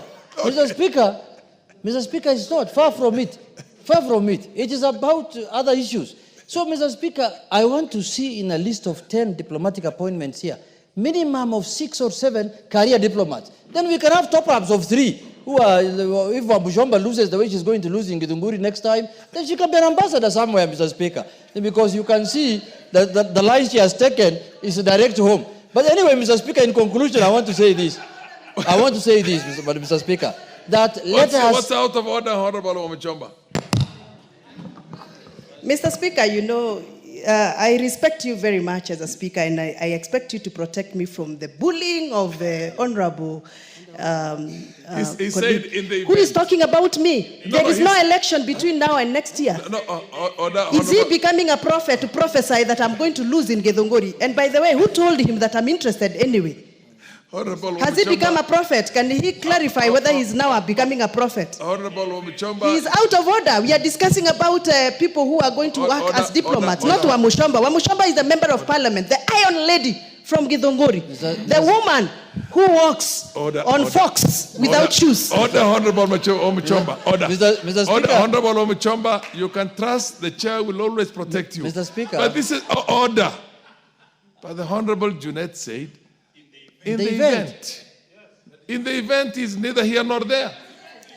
Proceed. Mr. Speaker, I am very sorry to Honorable Muchomba because you want to be informed by I was soliciting and lobbying for her that in the event the Munyoro bus gets punctured, I was trying to get her a soft landing that she can become the ambassador in charge of Githunguri and command area, Mr. Speaker. Do you order, Honorable Jeanette? I want majority leader to inform you. Okay. Honorable Speaker, Maybe the Honorable Leader of Minority has not heard what the member for Githunguri has said. And I hear what you are saying about what you meant when you said what you said. But the member for Githunguri has told you, has asked who even told you she's interested in running for Member of Parliament for Githunguri. Because she probably knows running will be a futile attempt on those things. Okay, proceed, Junet. Honorable Junet. Mr. Speaker, I have heard what the majority has told me. But Mr. Speaker, you know, Wamushomba is an iron lady. I can't withstand Wamushomba out of office. If she's so strong now when she's in office, what do you think she can do when she's out of office? She can run us out of this town. So we must create for her some diplomatic posting in charge of Githunguri, Kamende area, up to Lare, Limuru. Then we call that area UNEP Githunguri. Then she can become diplomatic. Mr. Speaker. What's your point of order, Honorable Omuchomba? Honorable Speaker, you know, you have allowed these honorable members to make me the point of discussion on this issue. But I'm very excited that they are calling me all those very good names because yet on Saturday, in a public forum where the president visited Githunguri, he could not show his face. He disappeared like a smoke. He ran away literally. Order. This is getting out of hand. Order, honorable members. Honorable members, order, honorable Junet, order. Yeah, but you see, you without a substantive, I will give you an opportunity. But you better know how to navigate your way around. The standing order is very clear. You cannot discuss the character of a honorable member without a substantive motion. So, for God's sake, don't discuss her character, but you can discuss events, you can discuss ideas, you can discuss the motion that's before you. Okay, what's your point of order? Mr. Speaker, what is out of order? No, he's on a point of order. Honorable Speaker, mine was on misinformation. Because, Honorable Speaker, last Saturday, I was nowhere near where the President was, and the member for Githunguri knows that. I think she wanted to mean the Saturday when we were in Githunguri constituency. And you know I'm a peace-loving Kenyan. And I am also a consumer of certain intelligence reports. And I had intelligence reports of what the member for Githunguri and the governor for Kiambu, with the stashed money that you saw being pulled out of bedrooms, had planned against the member for Kiambu, Order, Majority Leader, order. You are both out of order. Yeah. She discussed you without a substantive motion. You are discussing her without a substantive motion, and I would not have that anymore. Mr. Speaker. Order. The House has got to be. Mr. Speaker, in conclusion. Honorable Junet, conclude, please. Mr. Speaker, in the spirit of diplomacy. Yes. And international relations and national relations, Mr. Speaker, the undisputed kingpin of Kiambu County is Honorable Majority Leader Kimani Ichung'wah. Mr. Speaker, that I must put on record. Order. Order, Honorable Deputy, Honorable Minority Leader. Whether it is in good light or bad light, you cannot discuss the character of a honorable member of parliament and his fortune order on his fortune's back without a substantive motion. Order. You think it's the only time when it's being discussed in a negative tone is when it's out of order. Even in positive term, without a substantive motion, is out of order. Mr. Speaker, in conclusion Can you conclude? I am concluding. Yes. That, Mr. Speaker, that I hope these Kenyans who have been given this chance of serving us will do a good job. Because those stations they are going to are very important stations in terms of business, in terms of international relations, in terms of cultural and technological exchanges, Mr. Speaker. But Mr. Speaker, Mr. Speaker, in this country, we love ourselves so much as politicians and people who are in high offices that we forget that there are other Kenyans out there who are qualified, who can do this job. So, Mr. Speaker, I am totally opposed. And I think I should bring here some legislation. I'm opposing completely this motion. Completely. And I am asking the executive, please don't send like this one again.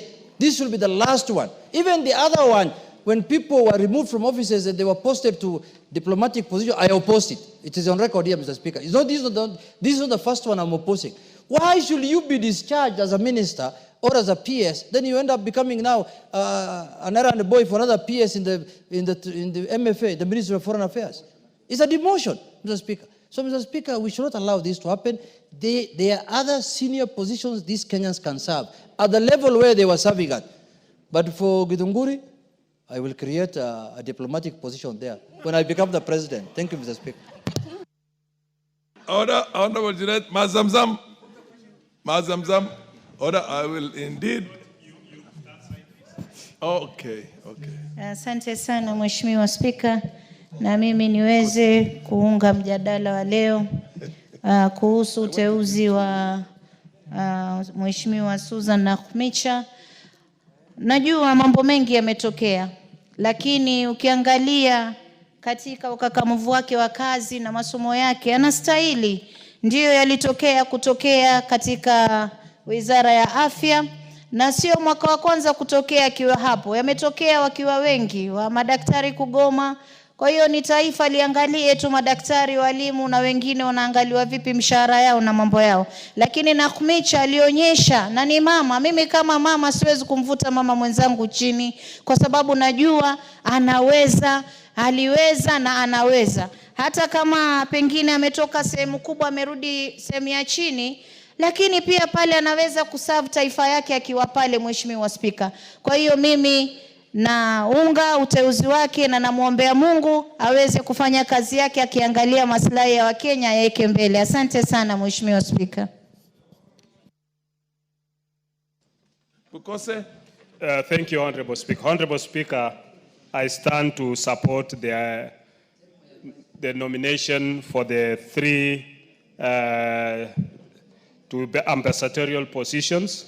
The Honorable Peter Tum, Engineer Peter Tum, the Honorable Susan Nakhumicha, and the other two who have been nominated to ambassadors, that is to the Habitat, then to the DRC, and then to Consul. Honorable Speaker, I want to disagree with the minority leader in that stating that these are people who did not perform in their various areas, and stating that it should only be people who have grown in their careers. You know, ambassadors are people with different expertise. They are they're just not only within the diplomatic circles. You have people who are expertise in trade, you have people who are expertise in health. It exposes everybody to an equal opportunity. And I think this is where we come in. Having served in the various capacities as a cabinet secretary for health, Susan Nakhumicha demonstrated that she's capable and she's of wide experience. And she was able to, as a former chair of the health committee, were able to work well, and she had capacity to be able to deliver. And I think going in now as an ambassador to the UN Habitat. Are you on a point of order, Honorable Koyo? Oh, Honorable, would you wish to be informed by the Honorable Koyo? Yes, the member for Ahero can inform me. Mohoroni, sorry. The Honorable Koyo, yes. Thank you very much. With due respect, Mr. Honorable Speaker, I want to inform my good friend that Ambassador is packing orders, report to permanent secretaries. So Mr. Tum, my friend who was Engineer Tum, who was permanent secretary, now will be reporting to another permanent secretary who is now will be his boss, meaning he has been demoted. Thank you. I think that was not information. Order, honorable members. Honorable members, I think you need to understand a little bit about statecraft. An ambassador is a representative of the president. That's why he's called His Excellency. Yes. Or Her Excellency. And the PS is not His Excellency. Order. The chair is talking and you should freeze. That is why when you are appointed as an ambassador, it's not a demotion. A minister, maybe technically you have a certain thing, but that ambassador represents the head of state. That's why they're called His Excellency or Her Excellency. You cannot address a permanent secretary as His Excellency. So it's not a demotion. Proceed. Thank you. And that's why I was saying his information has not helped my debate because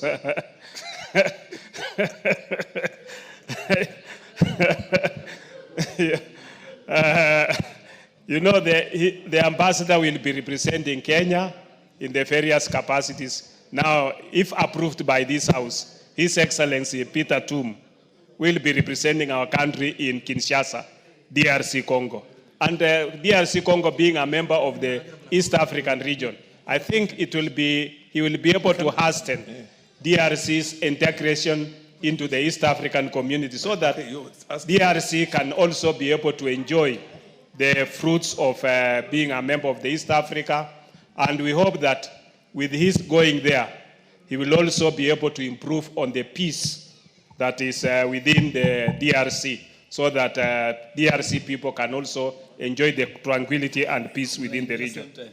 Honorable Speaker, our Ambassador Abdi to Arusha, Tanzania, is also a very key partner of the East African region, and he will be able to represent our interests within Arusha and Tanzania, and be able to also hasten our East African integration.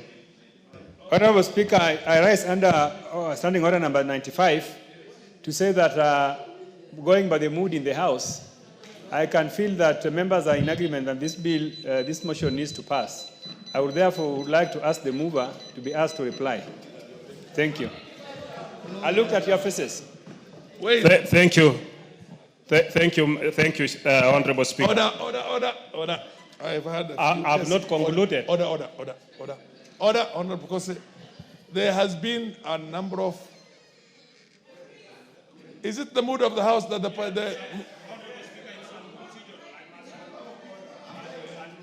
Order. Honorable, order. All of you, order.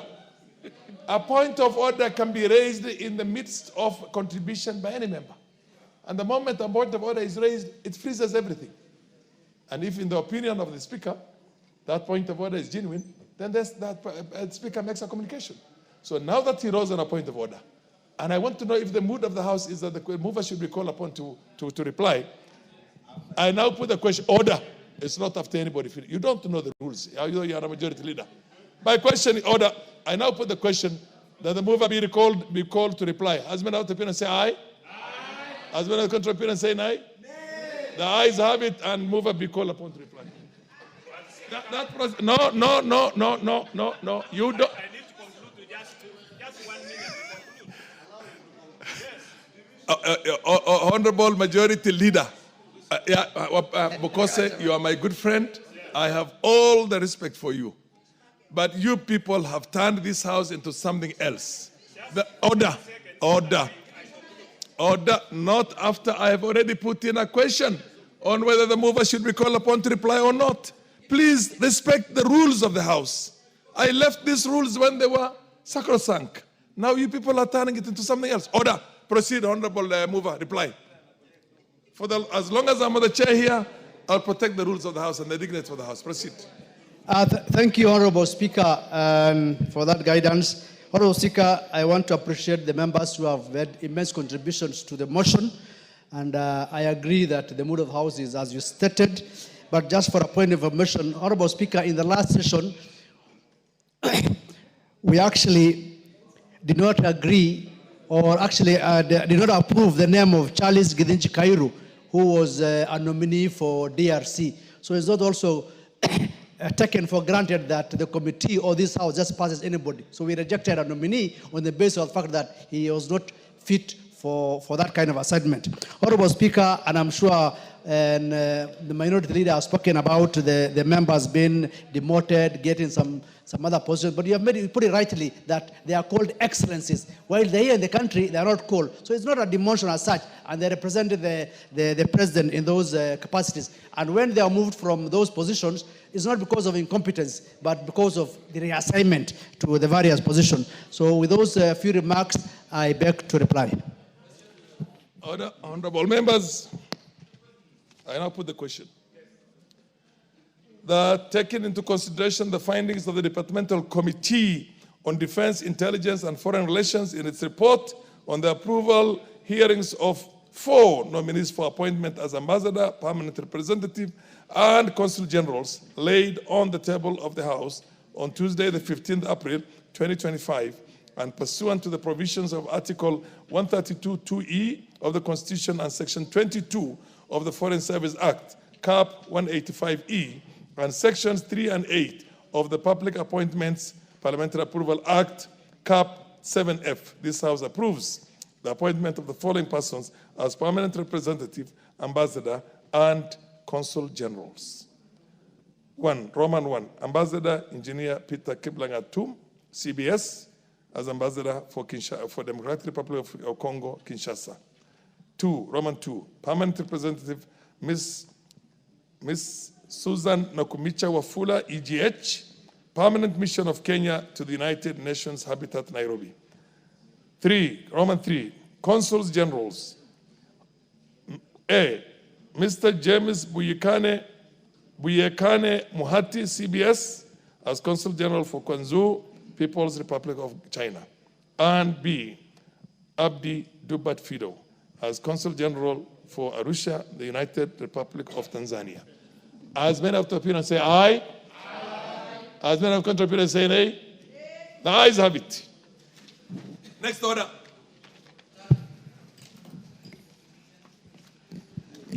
Order number 9, the County Government's Additional Allocations Bill, Senate Bill number 1 of 2025, second reading.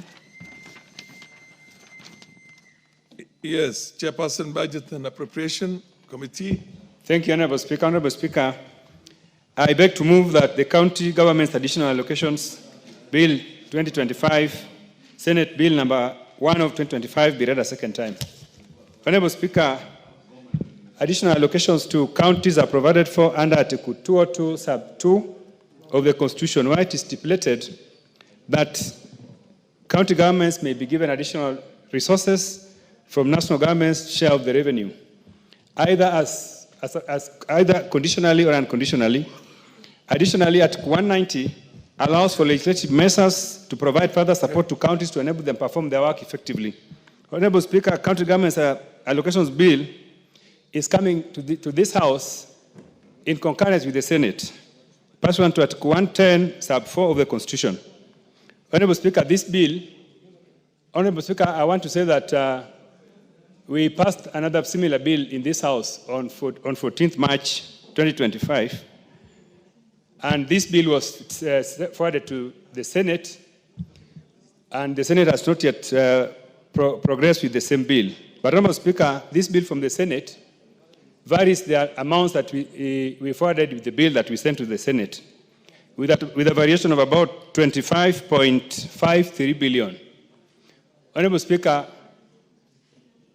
that variation to Senate was done because we were responding to the reductions which happened in the supplementary estimates 2, 2025, which we passed here.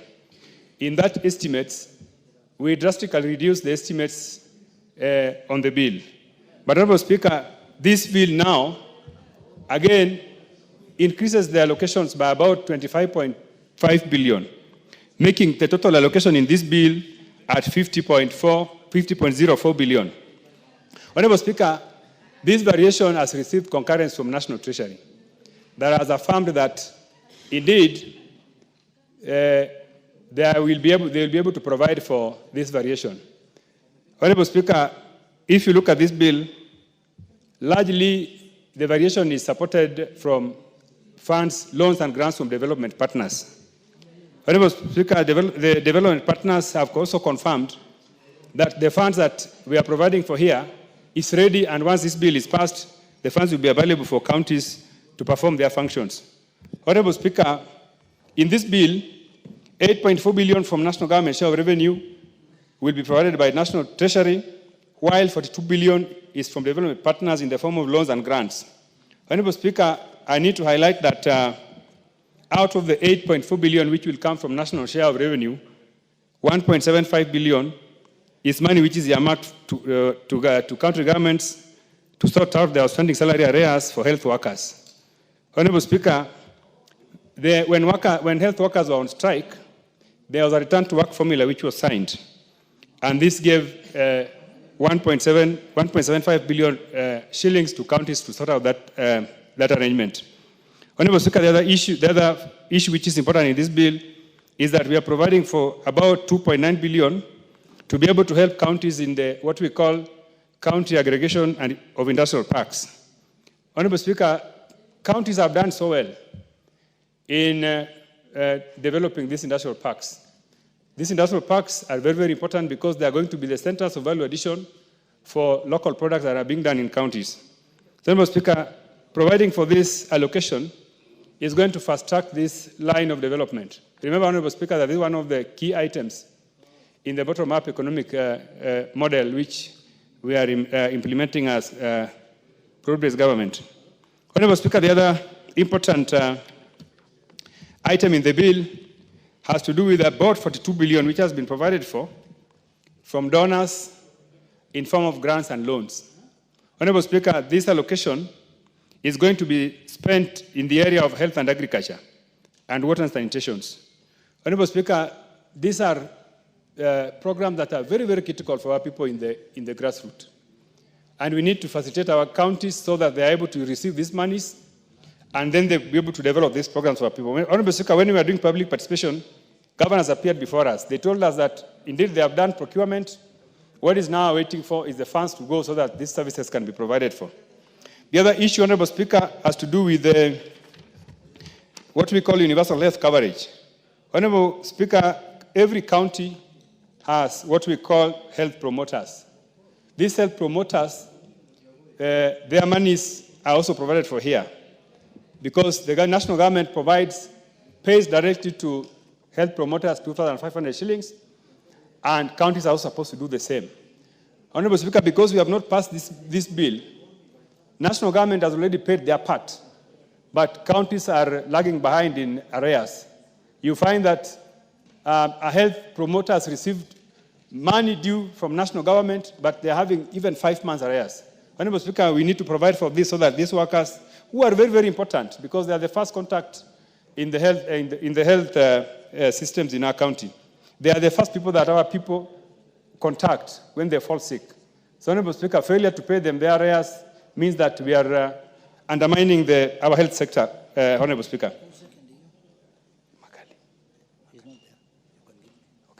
Yes, Honorable Speaker.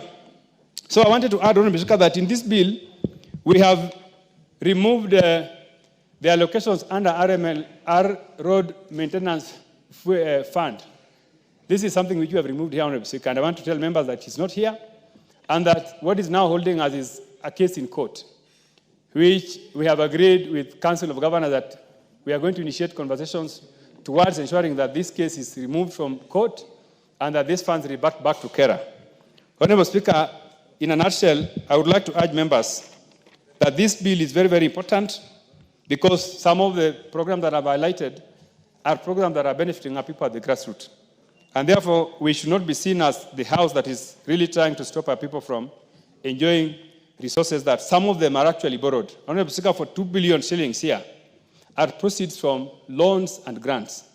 These are resources that really will not come from our exchequer, and the resources are ready. So, Honorable Speaker, I would like to urge members to really support this bill and allow it to progress so that our counties can be able to function. Honorable Speaker, I would like to call upon the Leader of Minority to second. Honorable Speaker. Can't raise on a point of order before a motion is seconded. Proceed second. Honorable Speaker, I stand to second. Yes. The motion. Mr. Speaker, I would like to say that this additional revenue allocation bill is a very, very important bill, Mr. Speaker. Mr. Speaker, you remember in the old days, Treasury used to give counties money in form of conditional grants. But now, Parliament came up with the idea of the additional revenue allocation bill. Mr. Speaker, this is in line with aspirations to enhance devolution in this country. There's a misconception that is going on in this country that National Assembly is anti-devolution. Mr. Speaker, there is no person with sane mind that can oppose devolution, because this is the only avenue that we have that takes billions of shillings to the counties and to the places where people live. Mr. Speaker, there are counties in this country today, out of the 47 counties, that will not have seen any money from national government in form of $1 billion if it was not for devolution. They never saw any money. They used to be in the budgeting system of the centralized system of governance, Mr. Speaker, and you're old enough, you know that. They used to be told, your money has been put in security to defend you people from enemies and other things, and they will never see any development money in their lives. Counties have revamped our livelihood, Mr. Speaker. I know there are a lot of shortcomings. People believe that there's a big problem in counties. There's corruption, there's malpractices. All that can be addressed separately without killing the idea of devolution, without killing the vision that the people, the framers of this constitution had in terms of making the livelihood of Kenyans better, Mr. Speaker. Many developed countries in the world, Mr. Speaker, Germany and all other countries that have developed because they implemented devolution. They devolved money from the center to where people live and where people, farm and where people stay, where people get health care, Mr. Speaker. There is no way, Mr. Speaker, a country will achieve meaningful development or change the livelihood of their people without implementing devolution. Up here, when devolution came, devolution was supposed to disperse both power and resources to the ground, Mr. Speaker. There's a debate now ongoing in the country whether enough resources have been devolved to the country, to the counties. There is debate now going on in the country whether enough functions have been devolved, Mr. Speaker. Whether some functions are still held at the national level. So we need to have a national discourse to agree as a country whether we have devolved enough functions and enough resources to the counties, Mr. Speaker. Mr. Speaker, there are many things that can be done at the county level. There are many things that can be done at the county level because, Mr. Speaker, that is where the rubber meets the road. That is where, if devolution can be implemented properly, in comparison to what's happening now, Mr. Speaker, I can assure you this country will not be the same. Mr. Speaker, there is a big debate going on in the country whether the last 10 years or the last 12 years, devolution has achieved what was intended to achieve. There is a big debate. And that is acceptable because people, even national government, there's a debate whether they're doing things the right thing, whether they're doing the wrong thing. Every day, people accuse them of this, SHA is not working, this is not working, and they continue improving. They continue doing their work. They continue saying that we are going to change this. That's also what devolution is supposed to do. Things that are not working, they should be able to work. We have not created devolution to enrich certain people or to make certain people billionaires. We have created devolution, we have brought devolution to our constitution so that Kenyans can feel power and resources resides with them in their villages. That you don't need to come to Nairobi to do anything. You must be able to do everything you intend to do, whether it is healthcare, whether it's education, whether it is energy, whether it is roads, whether any kind of development, you must be able to get it at the devolved unit where you stay. Mr. Speaker, this tag that's being peddled around that National Assembly is anti-devolution cannot stand the test of time. We must stand with devolution because our own people, our constituents are part of counties. They don't live in, there is no place, there is no constituency that's not part of a county. Every constituency is a part of a county. So the people who live there, the people the governor is leading are the same people who voted for us also. So there is no way we can fight devolution. It can't be right if we are branded that we are anti-devolution. But we must also be able to oversight. If the county government is not doing their work, it's our responsibility to point it out and say that this has failed and that has failed.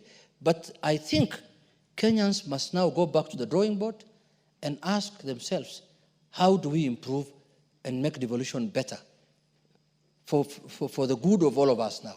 How do we devolve more functions? How do we devolve more resources? And put accountability measures in place. If any county government misuses funds or misapplies funds contrary to the law, then serious action needs to be taken in accordance with the law, Mr. Speaker. That is when we are going to become a better society. And that's when we are going to benefit from the fruits of devolution, Mr. Speaker. With those few remarks, I urge my colleagues, let us support this bill, let us support this motion, let us pass this additional revenue allocation bill. So majority, a lot of the monies contained in this bill, Mr. Speaker, are not from the exchequer. A lot of the monies contained in this bill, Mr. Speaker, are from donor funds. It's donor funds from the World Bank, who want to improve our slums in our counties, who want to do roads for us in the small, roads there that are the counties.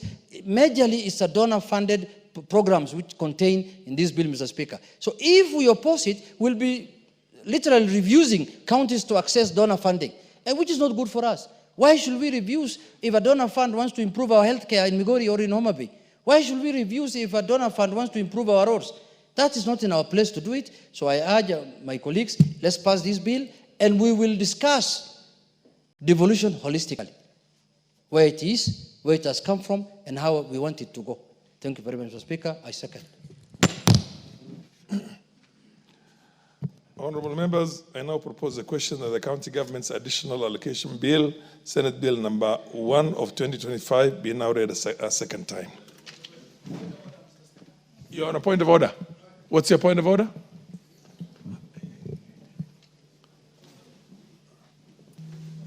Mr. Speaker, we are a house of rules. And Mr. Speaker, the matter at hand now is a very weighty matter. So, Mr. Speaker, I'm looking at the House and I don't see that we have full quorum, Mr. Speaker. So I'm standing on standing order number 35. Mr. Speaker, to check whether we have quorum. Thank you, Mr. Speaker. Order, honorable members.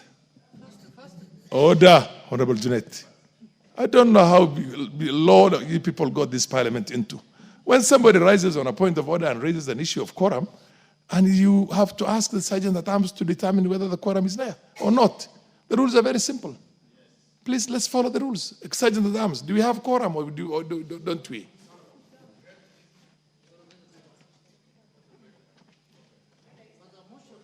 Order. We don't have a quorum. Okay, ring the quorum bell. Quorum bell. Ring the quorum bell. Well, you propose, and after proposing, you open to debate. I proposed. What's wrong with you? Yes. Junaid, enthusiasm seems to have taken the better side. Ring the, is it ringing? For 10 minutes. 10 minutes. Go and get.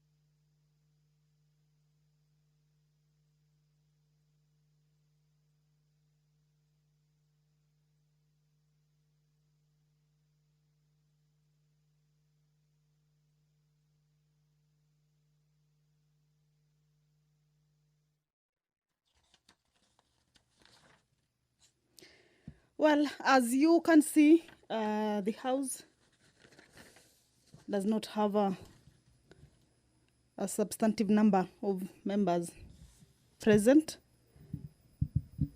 Clearly, many seats are empty.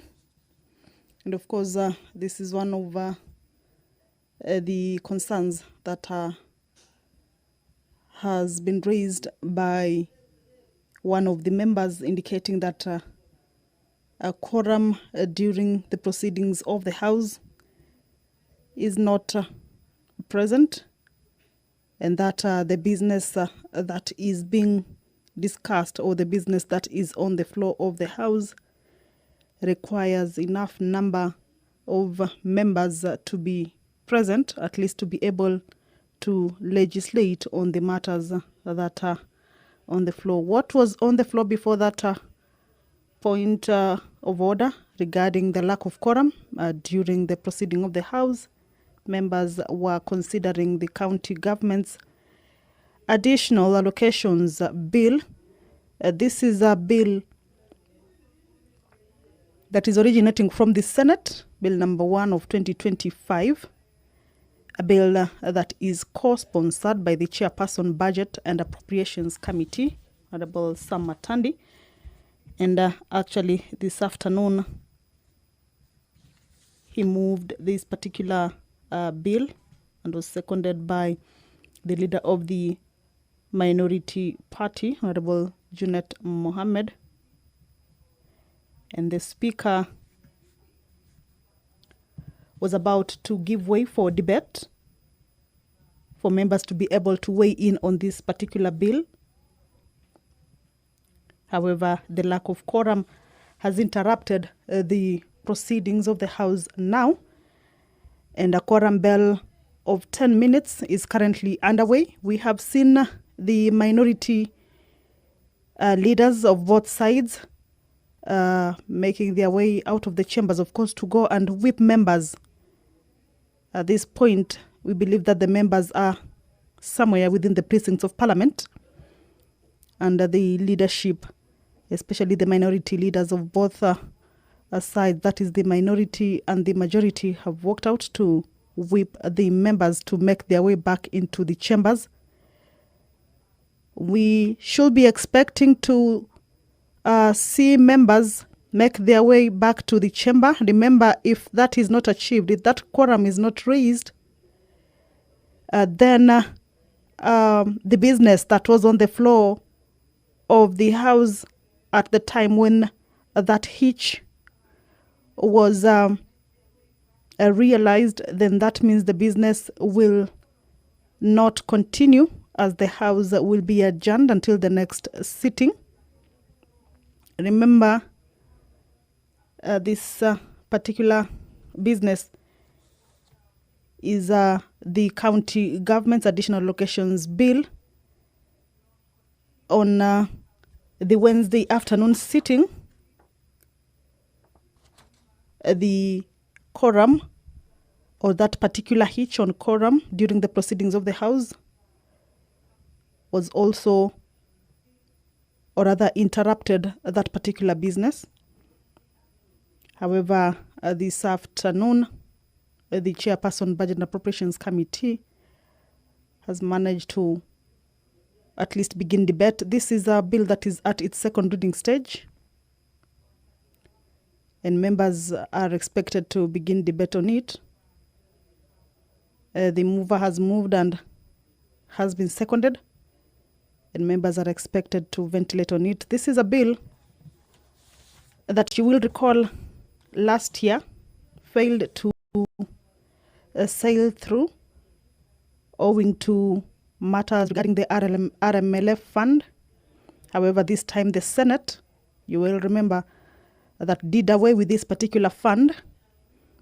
And also we have heard from the Chairperson Budget and Appropriations Committee indicating that that particular fund is also not in this particular bill. So as they consider this bill, then they have in mind that that particular fund, which is a matter currently in court, is not part of this bill, and therefore members should consider this bill and also pass it. The funds in this particular bill are funds that mostly are coming from donors, funds that are expected to put in motion various projects in various counties. These monies, as indicated, are not coming from the exchequer, but mostly a lot of the monies in this particular bill is coming from donor funds.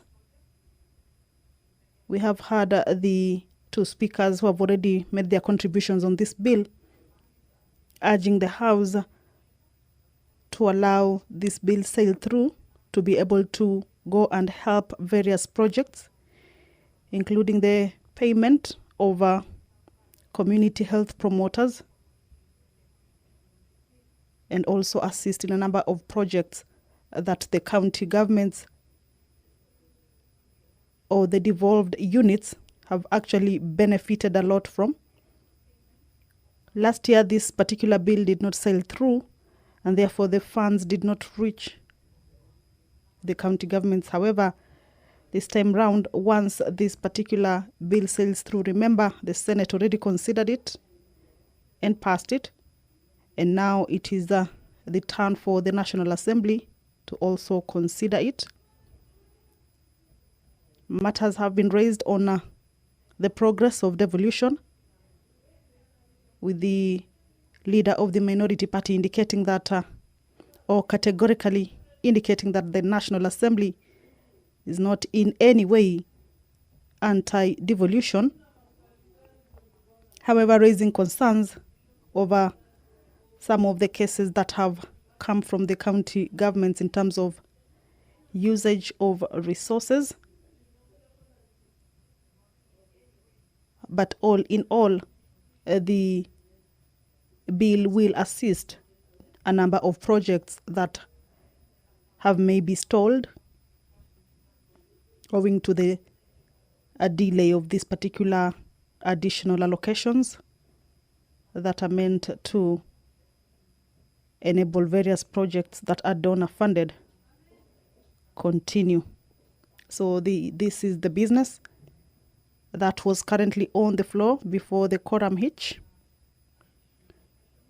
Currently, what you're seeing on your screens is that business has been interrupted owing to the quorum hitch, and therefore a quorum bell is on.